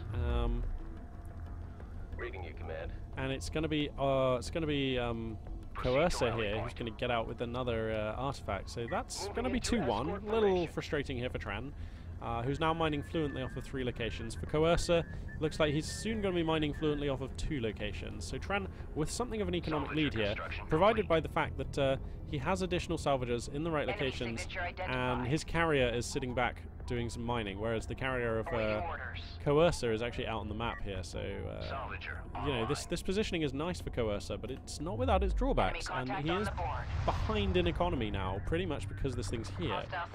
He's going to need another support cruiser if he wants to. Whoa, Tren has siege cruiser tech, and he's actually halfway through building his first siege cruiser. Also 2 missile ships. Tren here going for like some brutal combination, and the reason I say brutal, siege cruisers for the Kanefi forces take care of most things on the ground. Like, they're just good against. Oh my god, he's already got one out. Jeez, he's going to use a barrage here. He's going to take some shots onto the carrier of his foe. Brutal hits coming down. The indirect fire rocket barrage MRLS is just taking some shots here, and he's getting some damage. Not as much damage as I'd thought actually onto his opponent's carrier, but that's a start. And he's going to be able to get some railgun kills here. And I don't know if Coercer is outfitted here to take a fight against this kind of composition. The siege cruiser, though, in a woeful location, it's blocked. Its line of sight is blocked. It's not being able to help. So this siege cruiser being useless here in this fight. What the Tren? Your positioning here is appalling.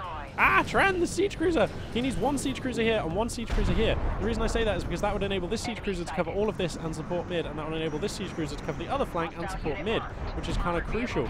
Anyway, second siege cruiser rocking up into town, going to take a barrage here. Nothing to write home about, no massive hits. Okay, a couple of good hits coming through. But nothing to write home about particularly. Now the reload time on these siege cruisers is like pretty fast. That first one's ready to go again. Now he moves out around the line of sight blocker, and these siege cruisers are going to be able to start using their devastating point-blank rocket barrages. Boom, boom, boom, boom, boom.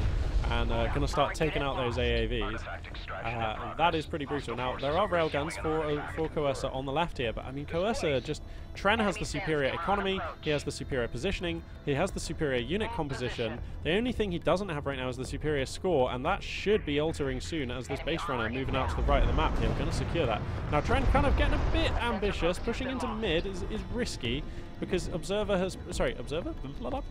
has proven that he knows how to position railguns, and look, you saw there those railguns stabbing into mid to repulse the assault there very nicely. And now look, the Sandskim is going to come in here to try and kill these railguns, but the defensive arm logistics module here going to be very nice. Whoa, friendly fire from the siege cruiser there, just destroying some Sandskimmers. That's kind of bad. Oh, this barrage. Well, these barrages are looking okay from the siege cruisers. Yeah, the siege cruisers beginning to tidy up here in mid. Oh, these railguns are too clustered. When you're dealing with Knef siege cruisers, you need to spread out your units, especially your railguns, because they're particularly high value and they're particularly soft. So, getting wrecked by the rocket barrages here. This carrier is in a dubious location now, I would say. I would say this location is becoming very unsafe for this carrier. And there's another siege cruiser coming out here. And look, Tren even has the missile ships, so, you know, his anti-air is solid. And don't forget, these missile ships come with an additional direct fire barrage. And there it is, there it is, the direct fire barrage being used here. Sorry about accidentally pressing the wrong button there. Direct fire barrage being used there just to ward off another unit there from Coercer. And I feel like, okay, so Tren's going to transition across to the right here. What is his thinking here? Is he thinking that he can take some barrages onto this wreck, maybe, or I'm not sure what he's planning here. Oh god, his missile ships are taking some fire here in mid. Okay, I don't like this barrage at all. This is the targets here are too sparse, and I think you're better off pressuring your opponent's carrier. Is honestly what I think. That barrage just feels a little rushed. And now these railguns are starting to get some work done for the coalition, for the Saban player. Oh no, but the barrage. Oh goodness me! Oh, that railgun's just getting messed about by these rockets. Oh god, one more hit. There it goes. Spun like a top and destroyed. Is what's going to happen to that railgun. The concussive force on those Knefi missiles clearly epic.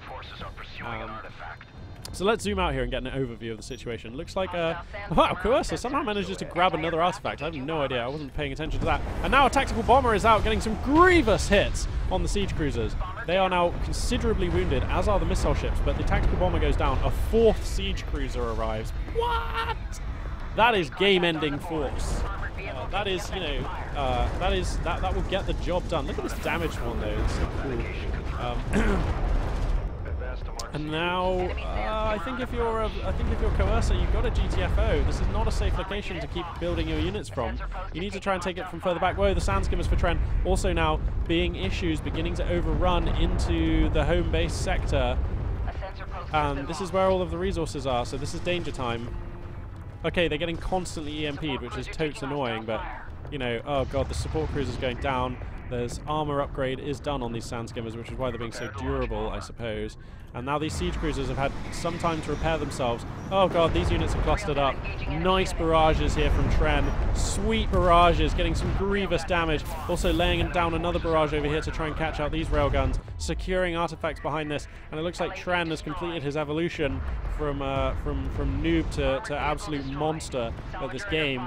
Because he is just bossing this match right now. He's killing his opponent's economy, he's taking control of mid. He just shot down that tactical bomber as soon as it left the bay because he's got missile ships in range of his opponent's carrier. Now the siege cruisers can start bullying down his opponent's carrier. I know they don't do great damage against carriers, but they will bludgeon a carrier to death slowly over time. You know, it's like you know, trying to kill a velociraptor with a bowling pin. You've got to like bludgeon it down, you know, hold it down and bludgeon it down. What is this metaphor? Guys, you're gonna have to cut me some slack apparently today. I'm just craziness. Anyway, now the siege cruisers are repositioning. Some veterancy beginning to appear on those units, testament to how efficient they have been. The carrier here forced to come back and deal with these damn sand skimmers, which have taken out a support cruiser, probably a number of salvagers. So that's totes annoying. And what's going on here? Oh no, this support cruiser was misrallied, woefully misrallied. That's probably game there. I don't think you can sustain the loss of a support cruiser like that. He needed that support cruiser, did Coercer, in order to get this location mining again. Yeah.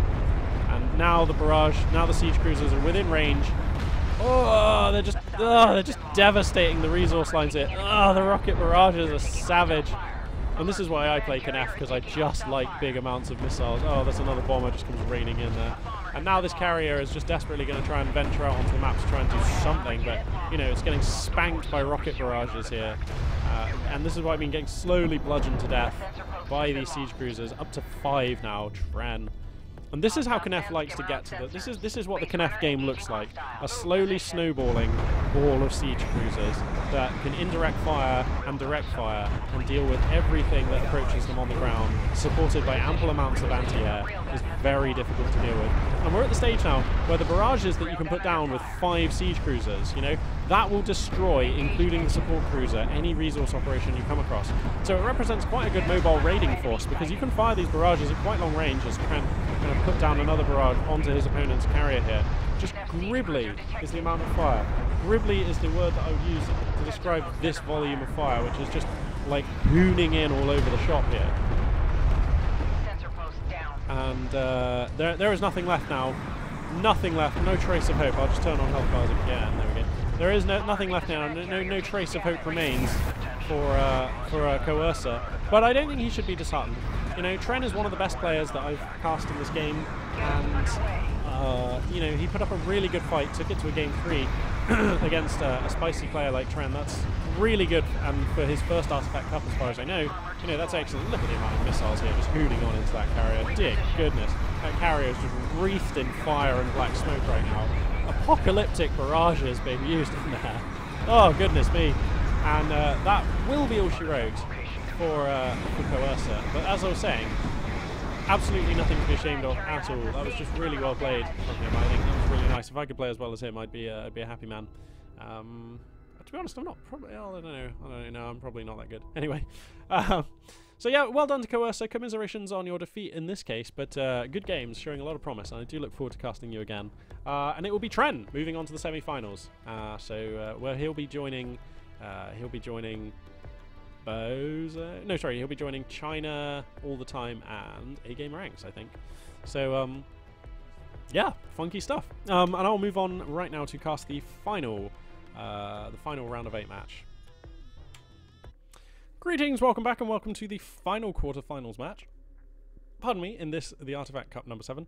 Looks like the first map for this series is going to be the Shallows, so picking up right where we left off pretty much. That was the last game of the last series that we just watched. Also, it just occurred to me, pardon me, I think I made a small error in that last game. In that last game, I said it went to 3 games, but it actually only went to 2, I think, between those 2 players. Anyway, spawning in the south, playing as the kind of grey and black coalition forces. Is that coalition or Saban? That's a coalition carrier, right? Why can I... yeah.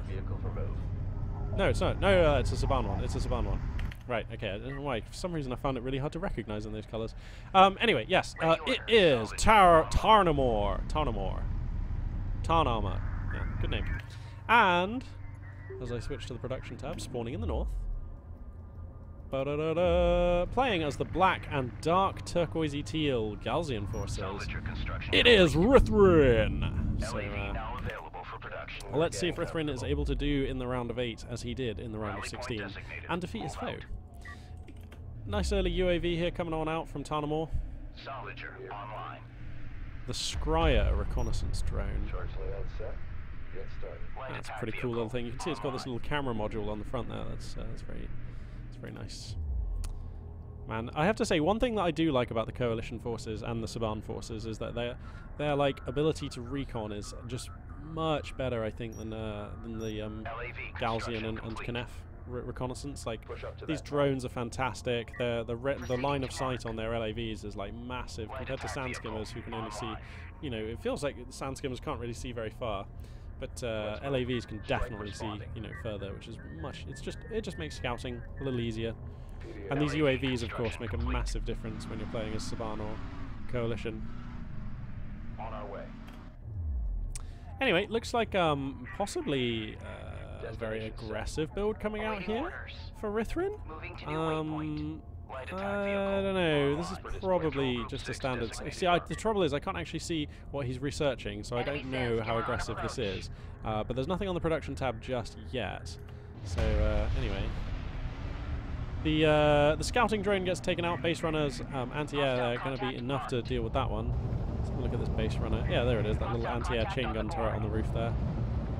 That looks like a rugged unit, doesn't it? Imagine having that in your garage. Probably wouldn't fit. But anyway, it's pretty cool. Energy signature confirmed. Pinpointing artifact location now. Hostile forces are okay, so Rithrin here very nicely going to take the artifact that's on his opponent's doorstep. So that's really cool. That's going to enable him to it's just if he's going to grab any artifacts, that's the best one for him to grab because it's the closest one to his opponent. So it's causing his opponent some inconvenience as well as grabbing an artifact. That's very nice. And now these Pathfinders just going to try and tickle this base runner a little bit, but there are enough sand skimmers here to ward them off, and so that's not really going to come to anything. Still, so Tarnamor is going for a support cruiser very quickly, as you would expect and hope on this map. Still no sign from Rithrin, so I'm guessing that he's... Yeah, okay, so what Rithrin has been doing then in that meantime, in that little gap there, he will have been researching refinery mode, and now he's going for a production cruiser after refinery mode, so it looks like Rithrin will be playing a macro style as we move forward here. UAV is going to get round the base runner, and it is going to be able to scout here into the north. Now that's going to give Tarnamor some eyes up here. Going to let him keep tabs on what's going on with Rithrin. At the moment, all he sees is that he's not mining from this location, but if he just wants to like sweep it around here a little bit, he'll get some more info, I'm sure. Copy. Go ahead. So here comes Tarnamor, moving on out with the carrier. Support cruiser taking on over the resourcing operations back at home. It's nice to see so many Saban players in this tournament, actually. I have to say, probably the least cast faction for me, anyway. I don't think I've seen much of them at all. LAV taking effective fire. LAV taking effective fire. LAV destroyed. And this fight ought to go the way of Rithrin. Coming in here with some assault railguns here. That will ward off his fire. Oh, very nice target fire. You see how Rithrin goes for the wounded one with his assault railgun. Very nice target fire there. Rithrin really does know what he's doing, so that's cool.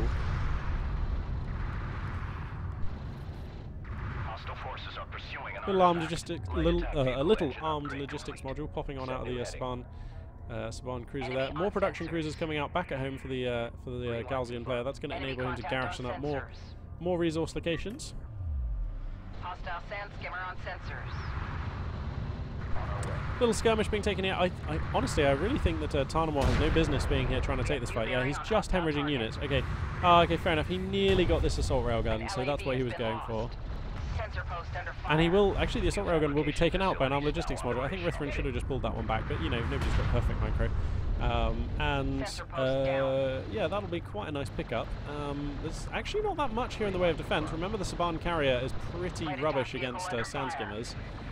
So these sand skimmers are going to come on in here and try and get something done. Assault railguns taking a nice flanking position, so when these pathfinders try and follow them, they'll get sniped off by the triple barrel sawn-off railguns on these guys. And now a heavy railgun or two coming out from this production cruiser would be very dangerous, and that's what we see for Rithrin. So it looks like he's no stranger to applying pressure to an opponent at this stage in the game. And the reason why this is pressure is because, you know, with the heavy railgun, you can position it back here or over here, and then it can just snipe shots in. You can use it to pick off your opponent's salvages with ease. Tracking enemy target. So now there's one heavy railgun out, and it has revealed itself. Another one just coming. Let's see. No sign of... Okay, this UAV has been largely forgotten about, and I'd like to see that get used a little more by Tarnamore, because right now he's mostly in the dark about what's coming. Unlike us, he doesn't have godlike omnivision to see all over the map. And these railguns have just been kind of pretty annoying here. Now here come the two heavy railguns, and that's going to be more than annoying. This starts to require an answer now for Tarnamore. These railguns are just taking names here. I'm going to start pinging down this base runner almost for free. Just need some scouting information. What the? This base runner's coming forward. Oh, he's going to launch a turret? No, it's a weapons jammer. Okay, weapons jammer comes down onto the assault railguns, and that's going to enable these pathfinders to come on in here and try and get some damage done. But there's enough other railguns that can focus down the jammer that he's going to get one of the assault railguns for his trouble here, but he's going to lose everything he has for it. And that's just not really very good right now for Tarnamore. I mean, the difference between your opponent having 3 and 4 assault railguns in this scenario is pretty minimal. So the impact of chipping off that assault railgun, not very high.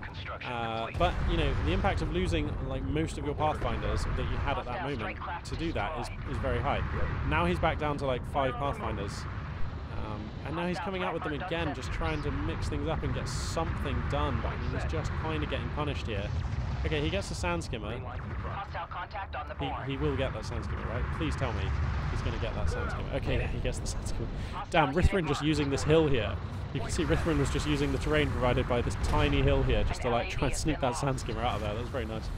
But this is you know, every single LAV that gets hemorrhaged here is like further and further and further down the slippery slope here for Tarnamore, and this is becoming game-ending damage. This push area is beginning to push forwards, and this isn't even all in, like by any means from Rithrin. You know, he's doing stuff behind this, but not as much as I'd hope.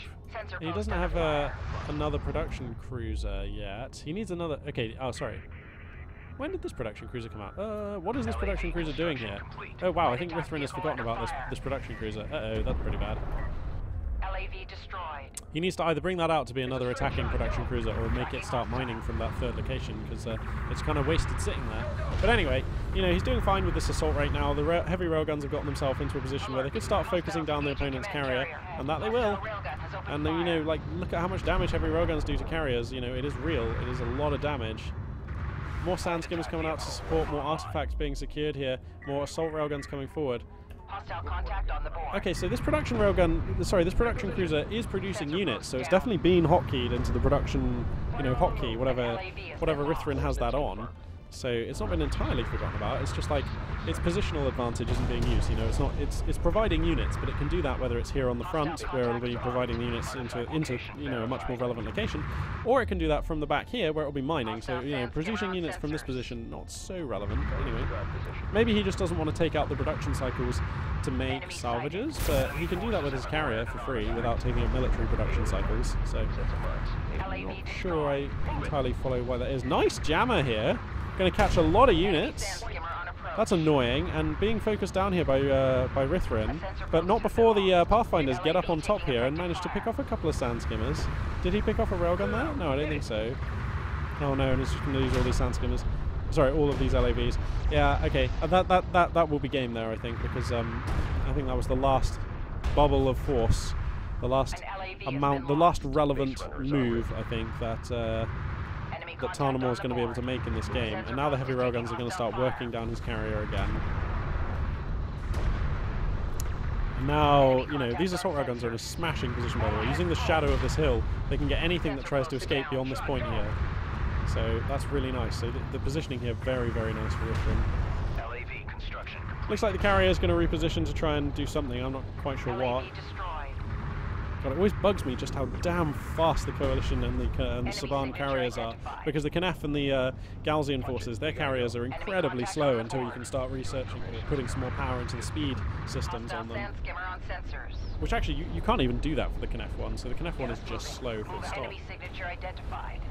Rally point designated. Sand skimmers here going to be taking a fight to prevent these LAVs from escaping. Enemy sighted. Light attack And vehicle under fire. looks like this carrier here just kind of positioning. I'm not really sure what for. Tarnamore's still An LAV just has been making lost. LAVs. Is what they're called. Moment of amnesia there. Get us over there. And let me just check the tech for him. I just can't really see anything relevant. He's researched AAVs, and that's about it. Oh god, he's just feeding in these Pathfinders one by one. New threat identified. Fire on the move. Well, that will be Hostile game. unit marked. That is actually over. There is just nothing here I think that Tarnamore LAV can do. destroyed. Reposition. So I might just fast forward a tiny bit. Coordinates confirmed. It's a straight Okay, he's shot. built up another relevant ball of Pathfinders here, so okay. So he comes on out with another ball of Pathfinders and gets up on top of some of the railguns, takes one out, I Hostile think. contact on the board. Or was that a sand skimmer? I think it was a sand skimmer. The armed logistics module is providing additional fire. More LAVs are coming out, so, you know, this is not too bad. Point set. Enemy assault railgun neutralized. How is Tarnamore pushing this back?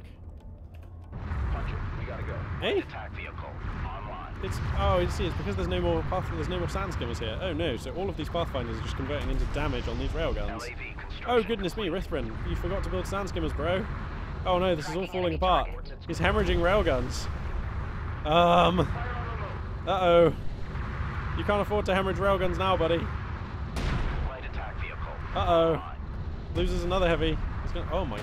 LAV destroyed. What? This game should have been over. Should have been absolutely Enemy railgun over. neutralized. I mean, I think it still is over because, like, look at the economical situation. Rithrin now mining off of 3 locations, as you'd hope, but this has been much harder than I thought. This has been much harder than I think he thought it would have been. What the Enemy Rithrin? sand skimmer on a Oh no, he's going to lose another assault railgun, and Hostile another. assault railgun eliminated. I mean, the sand skimmers are finally here, An but there's LAV not has that been many of them. lost. Yeah, he's going to lose another railgun. Okay, he's out of railguns. Rithrin has lost all of his railguns and now has just 9 sand skimmers. What? I'm Hostile contact marked. just... What? This should never have happened. Enemy sand skimmer on approach. He's making honor guard cruisers, so that will end it. Tarnamore now has a railgun of his own out. Roger that. He's also going for AAVs. Awaiting orders. Hmm. LAV destroyed.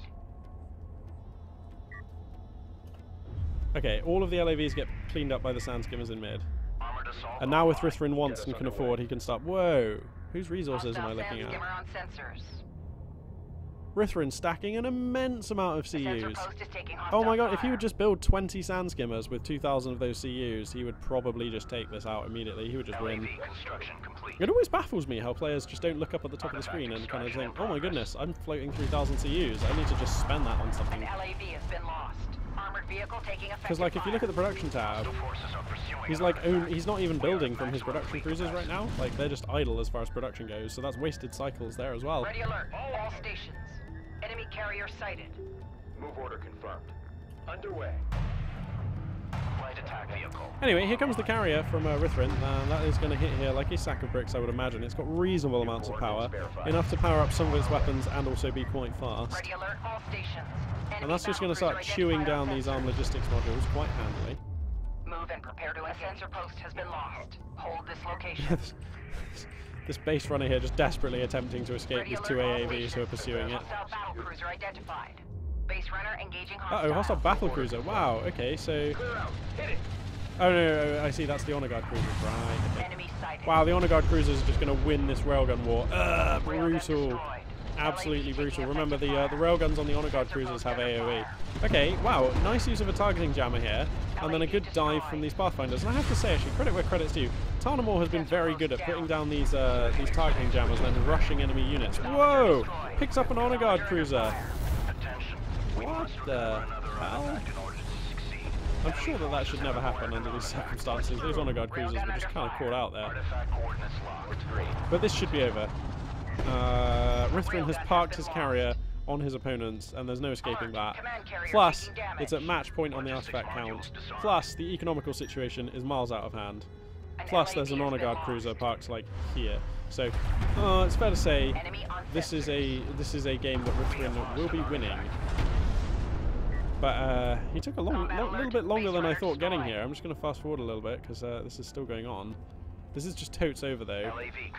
Why is that Honor Guard cruiser not firing at the carrier? Oh, is its line of sight being blocked by its own carrier? No, it is firing. There we go. So Rithrin will take that one.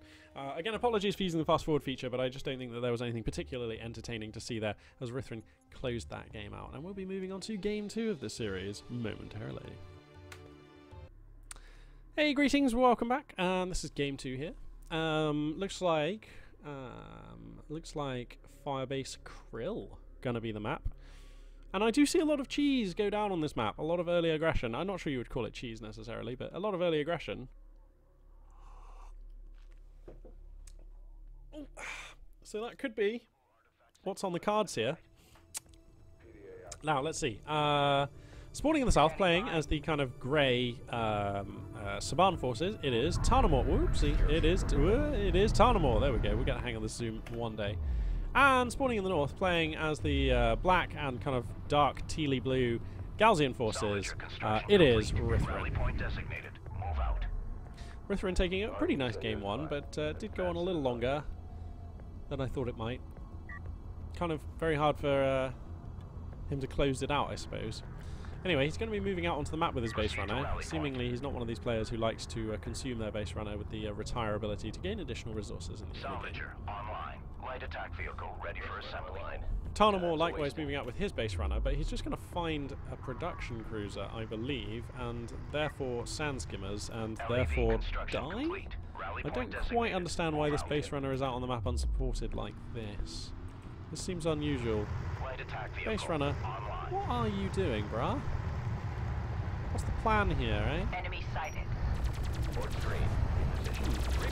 Sand skimmer on sensors. Not actually sure. Oh wow, he also manufactured his UAV probe like right in the production cruiser's arc, but somehow it survived, so that's fine. Now the sand skimmers are harassing the base runner. Oh, but you know what? The base runner of Rithrin is also in jeopardy here because these Pathfinders are going to find that. So actually, both base runners are going to survive here. Okay, interesting, because the sand skimmers come across to defend Rithrin's base runner, and in doing so, you know, Tarnamore's base runner here is spared. So that was reasonable. Looks like Tarnamore's going to lose an LAV here. Always a bitter loss at this stage in the game. You know, this is sub 2 minutes. Losing an LAV is it does hurt. It just means that now there's like, you know, 5 sand skimmers on the map and 4 LAVs instead of it being a fair fight. So, you know, like these early unit losses do kind of dictate how the feel of the early engagements and, you know, the sort of the way the early engagements goes now. This UAV here is in a reasonable position, going to be providing some quite nice scouting information about the mining situation of Rithrin, so that's cool. At this stage, though, it's kind of too early for... I suppose he would see salvages, so, okay, so he's looking for salvages, not production cruiser, that's what he's looking for. Now the sand skimmers are going to overrun, and this, again, look, it's just because there was like 1 or 2 more sand skimmers in this fight because that initial LAV was picked off, and look how it snowballs. And once it starts snowballing, as I've said before, you cannot retreat. Oh, look, they're just going to do a stylish jump over that sand dune. You cannot retreat from Galzian forces, you know? They are always faster than you. So, as soon as you're on the back foot, as soon as it's 4 LAVs to 5 sand skimmers, if you get caught in the middle of the map, you will get run down and you will lose, and they will still have 3 sand skimmers and you'll have no LAVs. And that's pretty much what's happened here, you know.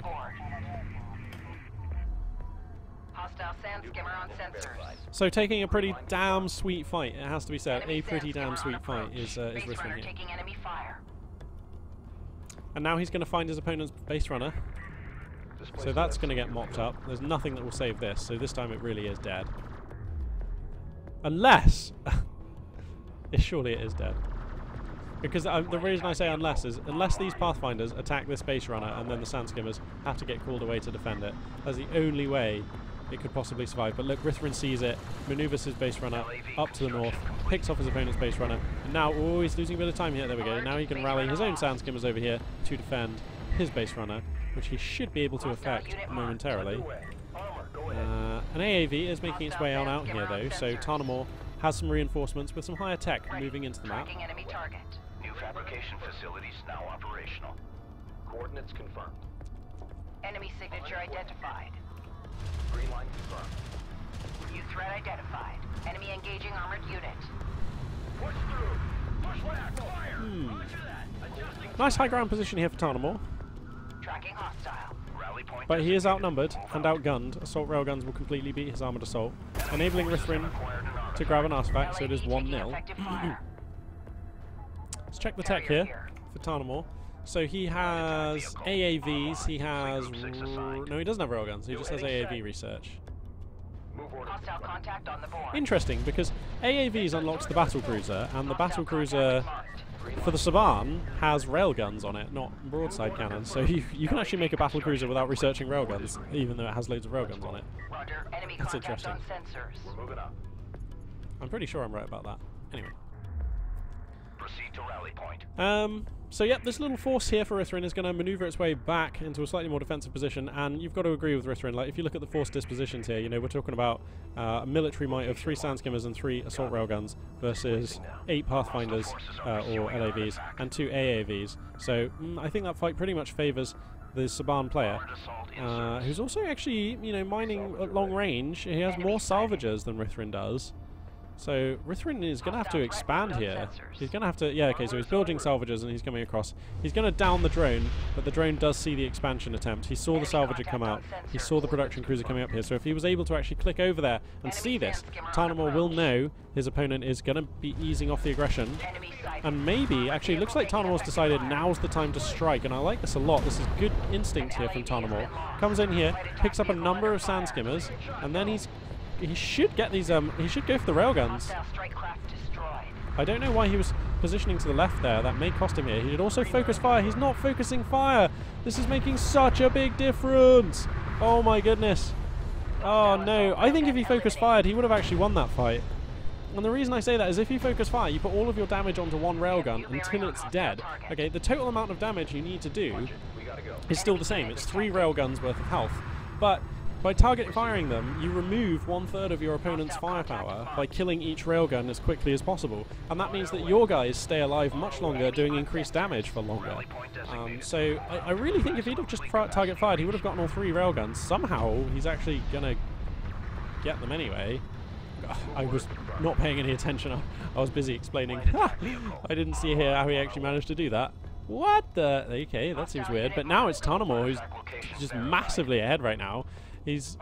well, okay, maybe he's not. Okay, because Rithrin has 2 production cruisers and 4 salvagers here mining, although they are going to get displaced here. Big assault coming in here, lots of assault ships. Uh-oh. Rithrin needs heavy railguns, like, right now. Sand Skimmers won't cut the mustard here, and that's all he's building. God, this Pathfinder, which, by the way, is max veterancy, just being turbo annoying. Look at that thing. It might get picked off here, though. 2 Sand Skimmers on it. Uh-oh, but the AAVs rock up into town, and they're probably going to save this LAV. Ha! The veteran commander-ranked LAV lives on, and Rithrin here is in a terrible situation. He's making assault railguns. I guess they'll do. But there's a lot of units rocking up here for Tarnamore, who should probably start sorting out his economy behind this. Get us underway. New threat identified. But he isn't. Watch the production tab, watch for a support cruiser, because that's what we really need to see for Tarnamore here. Up and running. LAV construction complete. Moving. Okay, so we've got 2 assault railguns, and look, Rithrin knows he can't take this fight with 2. He needs to wait for additional railguns before he even tries. And that's very wise. And he's managed to get 4 Sand Skimmers too. But now he's hemorrhaging salvagers. This is brutal. And look, there's a heavy railgun at the back here. Ugh, you can just hear it. The Saban ones make a nice crack when they fire. A nice boom. Listen to that. Enemy unit detected. Oh yeah, that's lovely. Extraction in progress. So yeah, the Saban railgun here is providing a good amount of fire. Support cruiser online. And the assault railguns are kind of just getting hooned on. Oh god, this is going to be a desperate defense for Rithrin. It is possible. He has enough units here. 4 sand skimmers and 4 assault guns can take this fight, especially if his opponent commits in with his pathfinders like this unsupported. Okay, so alright, now Rithrin can begin to start stabilizing. Bear in mind the guns on his carrier as well were firing rockets into that fight, so that's useful. Enemy contact. Oh, these sand skimmers are going. Oh, this is a terrible fight. No, the sand skimmers just get wasted for nothing. Oh no, they did not want to drive over the top of that sand dune. Okay, 2 of them somehow make it out. God, amazing. Smoke comes down here, but I think that's actually just helping the Galzian player. Now the assault railguns can start plying their evil trade. This is a retreating force here that desperately wants to get out before these assault railguns bleed them down. The assault railguns want to take the high ground here. If I was him, I'd take the high ground. Uh-oh, he's beginning to lose some railguns. He needs to pick one of these and hit it. He's splitting his fire. Ah, the focus fire. Guys, focus fire is a core tenet of any RTS. And I know it's very easy for me to criticize up here because I'm not dealing with 1,000,001 things trying to play the game like they are. But damn, focus fire makes such a big difference. It's not something you can afford not to do. It makes such a big difference. It really is key. Like it's like loosely equivalent to having like 25% additional units or maybe even more like on the field. Like it makes such a big difference in a fight like that. Anyway, here comes some Pathfinders, taking up a nice position on the high ground, and I have to say, he's looking really good here as Tarnamore. You know, he has Rithrin completely contained, he is sorting out his economy behind this, support cruisers are coming out. Rithrin kind of sees everything moving out across the map though because of this scanner. Don't be fooled by this little red band that keeps popping out the scanner. Like, the actual detection radius on this guy is pretty big, it's like about this, so he does see all the units moving out. And Rithrin is just, oh god. How many salvages does he even have here? Construction units exhausted. I can't actually see.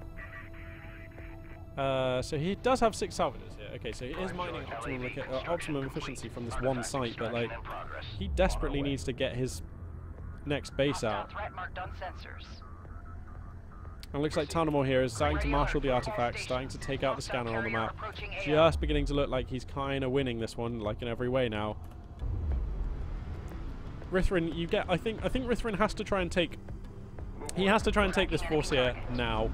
If he doesn't do it now, he will lose because his opponent's just getting so far ahead. And look, if he doesn't take this fight before these additional units arrive, I don't think he'll ever be able to break out of this location, and then he will die.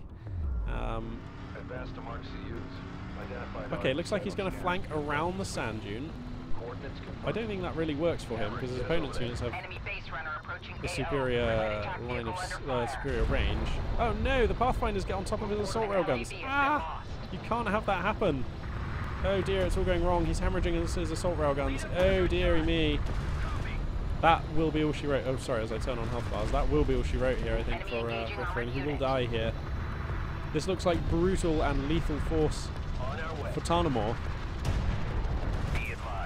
And that is it. Rithrin knows it. He GG's out. And it's 1-1 in this series. Wow. Honestly, after the first game, I wasn't sure that Tarnamore would be able to overcome Rithrin in a game, but he has, and he's taking it to an ace match, and he not just has, that one looked pretty convincing. That game 2 was almost one-sided. So I'll see you guys in game 3. Greetings, what's up, and welcome back to Game 3 between these two fine players. This will be the last quarterfinal game. After this, we'll be going on to the semi-finals, which I'll upload in a separate video onto the YouTube channel. So yeah, it looks like Taurian Crater going to be the map, so a nice big map for these guys to this is almost the ideal map, I think, for this concluding game, because the first map was also, you know, big macro map. You need to send these guys to start harvesting, mate. Oh, that was a little slow there, I think, for Tarnamore. But anyway, spawning in the south, playing as the grey Saban forces, it is Tarnamore. And spawning in the north, playing as the kind of black and dark tealy blue, grey, tealy blue Galzian forces, it is Rithrin. And we have a cracking ace match here. All the ingredients we need for a fantastic game of Homeworld Deserts of Kharak. These two players have had 2 games to feel each other out and kind of get an idea for how they like to play and what kind of skill level they're at, and they seem fairly well matched. Although I say that, there's never been any particularly close games. Game 1, Rithrin just kind of took, and Game 2, Tarnamore just kind of took. So in this game, I'm not really sure what to expect. But as I was saying in the earlier on, this will be the last game in the quarterfinals. So let's hope it's a good one. UAV comes out. I love to say, I really like the way Tarnamore is like really consistent about getting these early scout drones out. How much do they cost? 100 CUs is just a steal. So I really like the way he's very good about consistently getting these out.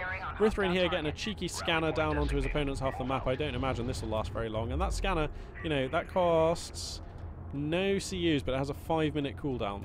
So that's this is actually a 5-minute cooldown. You know, he's not going to be able to place another one of these for 300 seconds. That's quite considerable. It does go down. It does go down.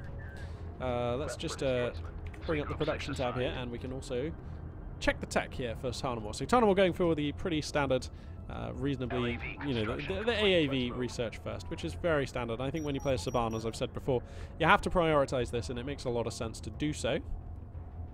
Because of course you don't have the guns on your carrier to defend. Salvager construction complete. If any sand skimmers get on top of your salvagers. Push up to that point. Okay, we might have a little fight possibly developing here mid. Ooh, if that was a move command, yeah, uh-oh, an unlucky split here means that this LAV is taking a pretty long way round. Okay, he's gonna... I thought for a second that LAV might get ambushed by 3 sand skimmers, but that's not gonna happen here. Thankfully for Tarnamore. Enemy sand skimmer on approach. Artifact identified. And the artifacts have spawned. Both players maneuvering with their base runners. Looks like Tarnamore wants to grab this one. Rithrin looks like he's going to be going for mid here. Possible fight brewing here. We've got 5 LAVs versus 5 sand skimmers. So let's see what happens here. Okay, looks like Rithrin has no interest in taking a fight just now. He's going to move his sand skimmers into the middle of the map. Up to 7 of those now, actually. And now everybody's gotten an artifact. Tarnamore just being a little slow to rally this one forward. Okay, there we go. Now he's going to move out his base runner. This UAV here for Tarnamore, he's... Okay, it seems like... I like his use of UAVs, but he's not very active with them. He basically just spawns them out and then rallies them to his opponent's natural, and nearby his opponent's natural. So this is useful, and I like it because it lets him see whether his opponent, you know, see his expansion timing and things like that. But I don't like it because you only need to check that like once, and then you can grab the UAV and just like, you know, use it to keep tabs on your opponent's army, or like, you know, where are their sand skimmers, where's their production cruiser, where's their base runner. And I know all these units have anti-air, so it's hard to keep tabs of them with the probe. But if you're very, you know, you can just fly it near them and then see the little pings on the on this view on the sensors manager, and then kind of pull it back before it gets in range of their guns. And it's very maneuverable as the probe. So what I'm saying is you can get more information out of the probe than what Tarnamore's getting out of it. But you know, that's fine if he's at that level where he's thinking to himself, you know, I really want to focus on getting my core mechanics, my macro, and you know, I just want to focus on having a solid game. If I try to focus on microing some stupid probe and then I forget something or I screw something up, you know, that also makes sense. You know, you don't have infinite APM, you don't have infinite attention, you don't have infinite resources on like a mental level to command the game. So you know, I'm familiar with this. You know, there's a lot of times in RTSs you have to say to yourself, look, that's not something I can do if I want to get the more important things right. So I don't know if that's the case with Tarnamore, or if he's just or if he just doesn't know that you can scout those units without getting shot down. I don't know. But anyway, so Rithrin grabs himself an artifact. Tarnamore well on the way with his own down here in the south. Looks like Rithrin's gone for production mode. The UAV gets shot down, and that will tell Tarnamore that his opponent has expanded and is now mining from this location. And I imagine we'll see very quickly another production cruiser on the production tab for Rithrin. Armored assault online. Ports green. Reposition. On our way. Enemy sand skimmer on approach. Both players here just kind of posturing in the south. The sand skimmer's looking for an opportunity to bite this base runner. Tarnamore's on top of it though. You can see these LAVs and an AAV coming in to try and defend it. Yeah, Rithrin sees these units, knows he doesn't stand a chance to take out the base runner, and this escort force here should be enough, I would have thought, to score the artifact. Can't imagine any way that Rithrin could stop that. Now Tarnamore is constructing additional AAVs. Rithrin has been silent on the production front for a while. Okay, wow, he's going for railguns. Really? I don't know about this. I think just let your opponent have this artifact. I mean, the railguns are never going to be there in time anyway. Okay, he's getting the defensive railguns. I don't know, I just think he might be able to squeeze out a production cruiser. Okay, yeah, he's going for the production cruiser now. Fair enough, fair enough. I just like getting the next production cruiser out. Like, I think that that's super vital right now, and Rithrin has, you know, he's got it. He's on top of it, so that's cool. And this little force here, I mean, there's no way. To be fair, these LAVs, if they wanted to, could just go and do something else. Like they could come, like, I don't know, they could just be out on the map doing something, because these LAVs are not actually adding anything to this combat situation. The AAVs are what's keeping these sound skimmers at bay. Enemy signature identified. So he could be out doing something with these LAVs if he wanted to. There's no reason necessarily why they have to be here. Hostile forces are pursuing an artifact. Although I suppose, again, Tarnamore doesn't necessarily know that. For all he knows, there could be a heavy railgun on this hill here or something. It's a bit early for that, though. The heavy railguns are coming out, though. Light attack vehicle engine upgrade complete. Just when we were getting comfortable. So here comes the third production cruiser? No, sorry, second production cruiser. There we go. So it's just coming out of the carrier now. That's going to enable Rithrin to take this location. Another UAV is patrolling up here. So Tarnamore has some good eyes in position here on the third base location of his opponent. Looks like he's going to split off these LAVs for a backstab here, which I like a lot. And send back the slower AAVs and the base runner back into the middle. And I like this with the LAVs. However, he might get cut off and surrounded, but I still like trying this. You know, what he doesn't know is that there are units back here to defend, although they are only heavy railguns and assault railguns, so if these sand skimmers don't see these LAVs, okay, they will have seen them. They will have seen them. There we go. That's close enough. He knows. He knows that these units are here now. Uh-oh. Right? He knows. Where are these sand skimmers going? Oh, he's going to need the sand skimmers here. Okay, he could lose this railgun. This railgun needs to be just going this way. This way. Oh, God.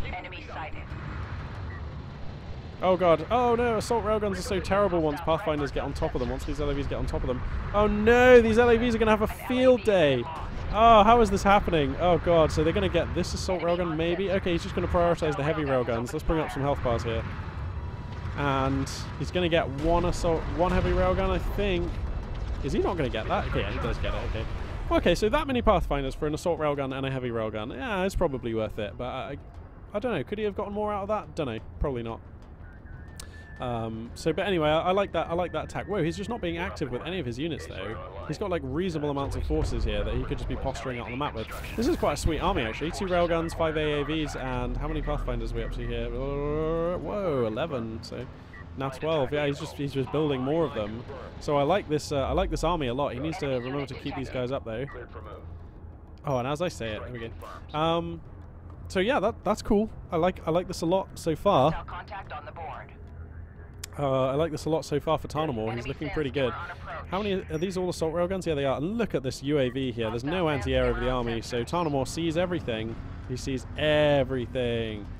And there's a little sand dune in the middle here. Okay, now the fighting begins. That's too many Pathfinders. These Pathfinders alone can take this fight if they focus down the sand skimmers first.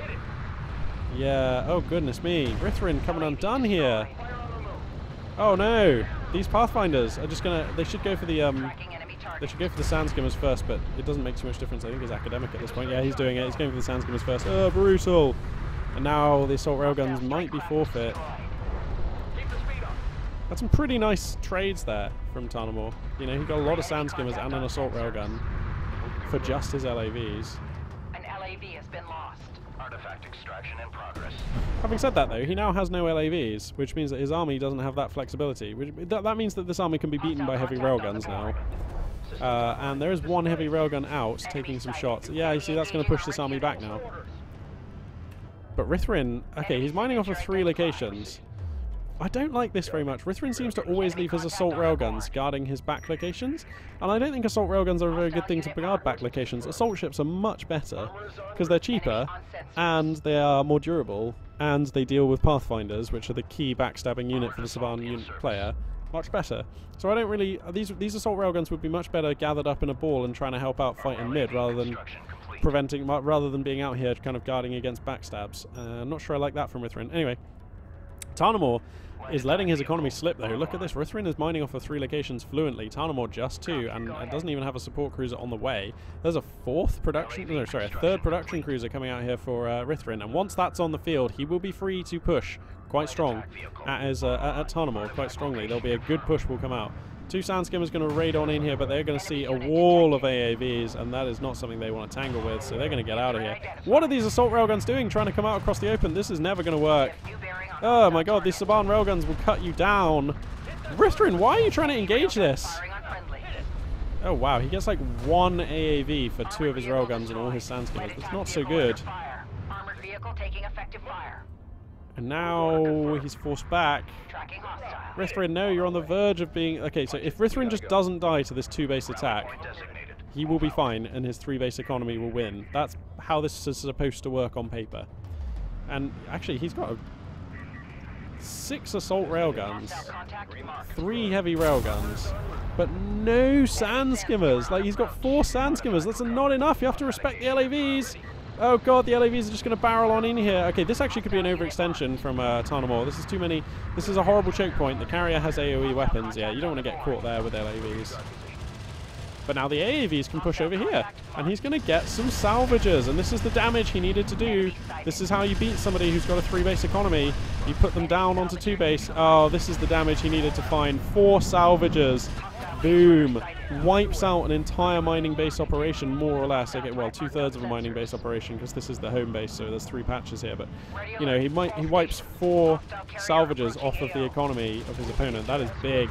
Oh, but he forgets about the armored assaults, leaves them idle around the corner here. That enables these assault railguns to come around and kind of mug one of the armored assaults a bit, but actually they're so tough. They can just take it. He's fine. And now the Pathfinders can play pushy pull me and come in from a different direction. They're going to get a free assault railgun. And I actually think Tarnamor is marshalling this one very nicely. His positional control has been very nice. He's going to come through. Now these LAVs, this is almost Galzian tactics here. He's doing so well off of these LAVs. This is beautiful. Gets more salvages. Oh. Oh. Ah. Rithrin, buddy.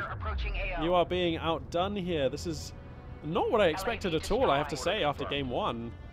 But it's happening. Oh no, he's going to get the salvages here as well. That's game. That is game, because there's no salvages left now. You know, Rithrin can hypothetically rebuild all of his salvages if, and it's a big if, Tarnamor is kind enough not to kill him. And it seems like Tarnamor is saying, you know what, nah, I think I'm going to have to kill you, mate. And he comes in with the railguns, getting brutal hits. Oh, God. Oh, God. Sorry, I'm just looking all around the place. There's no good news. There's no good news for Rithrin here. The LAVs are going to take out the production cruiser even. You know, Rithrin has, what, 3 heavy railguns here, which are actually duking on the assault gun. The armored assaults all go down here. There's an interceptor, or 3, on the field. So Rithrin is actually a quick air tech here. So a quick air tech switch is going to enable him to clear up this army. That's nice. That's really nice. Getting some great hits on these units with the interceptors. Actually, that is step 1 to stabilizing, but you know, now there's loads of Pathfinders pushing in, and he just doesn't have an answer for these. Like, there is nothing in his composition that deals with these Pathfinders very efficiently. Oh, he's not going to lose another production cruiser. Oh, God. Oh, no. No, the production cruiser goes down. The interceptors are out, but they don't really deal with the Pathfinders very well. Remember, Pathfinders do have a tiny bit of anti-air. Oh no, he's losing more salvages. Oh dear, this is so gribbly.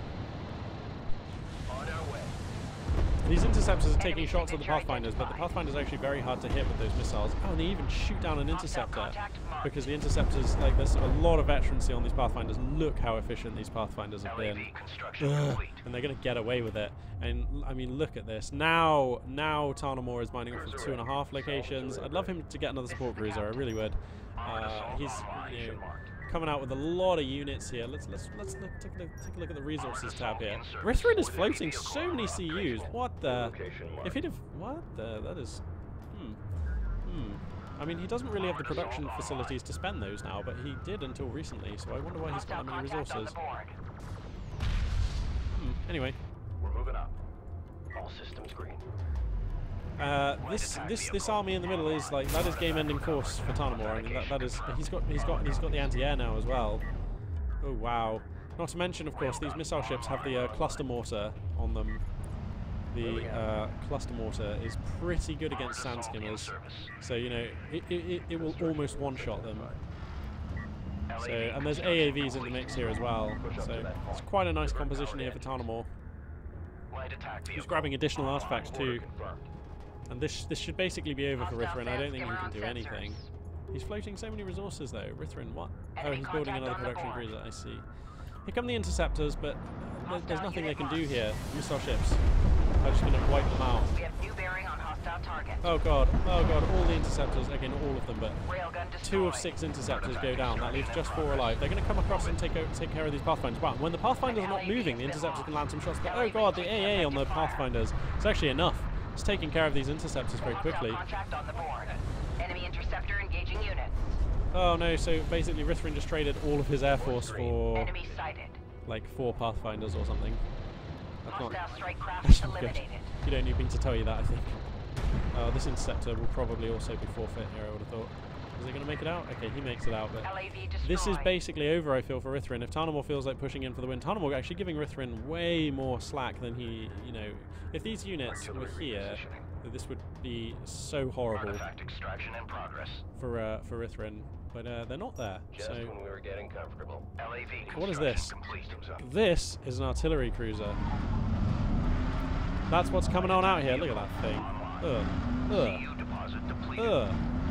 Absolutely sinister. LAV construction complete. And I mean, I'm going to fast forward a tiny bit here because I just cannot conceive. I just don't think there's any way for Rithrin to come back in this game at all. So securing artifacts right now is Tarnamore. In fact, you know what? He can just win if he gets these artifacts out, and that's how the game's going to end. Both of the artifacts getting secured here. Enemy base runner approaching And that's going to be it. Rithrin knows he needs to make a move, but it's too little too late. So he comes on out with the sand skimmers, but there goes the base runner.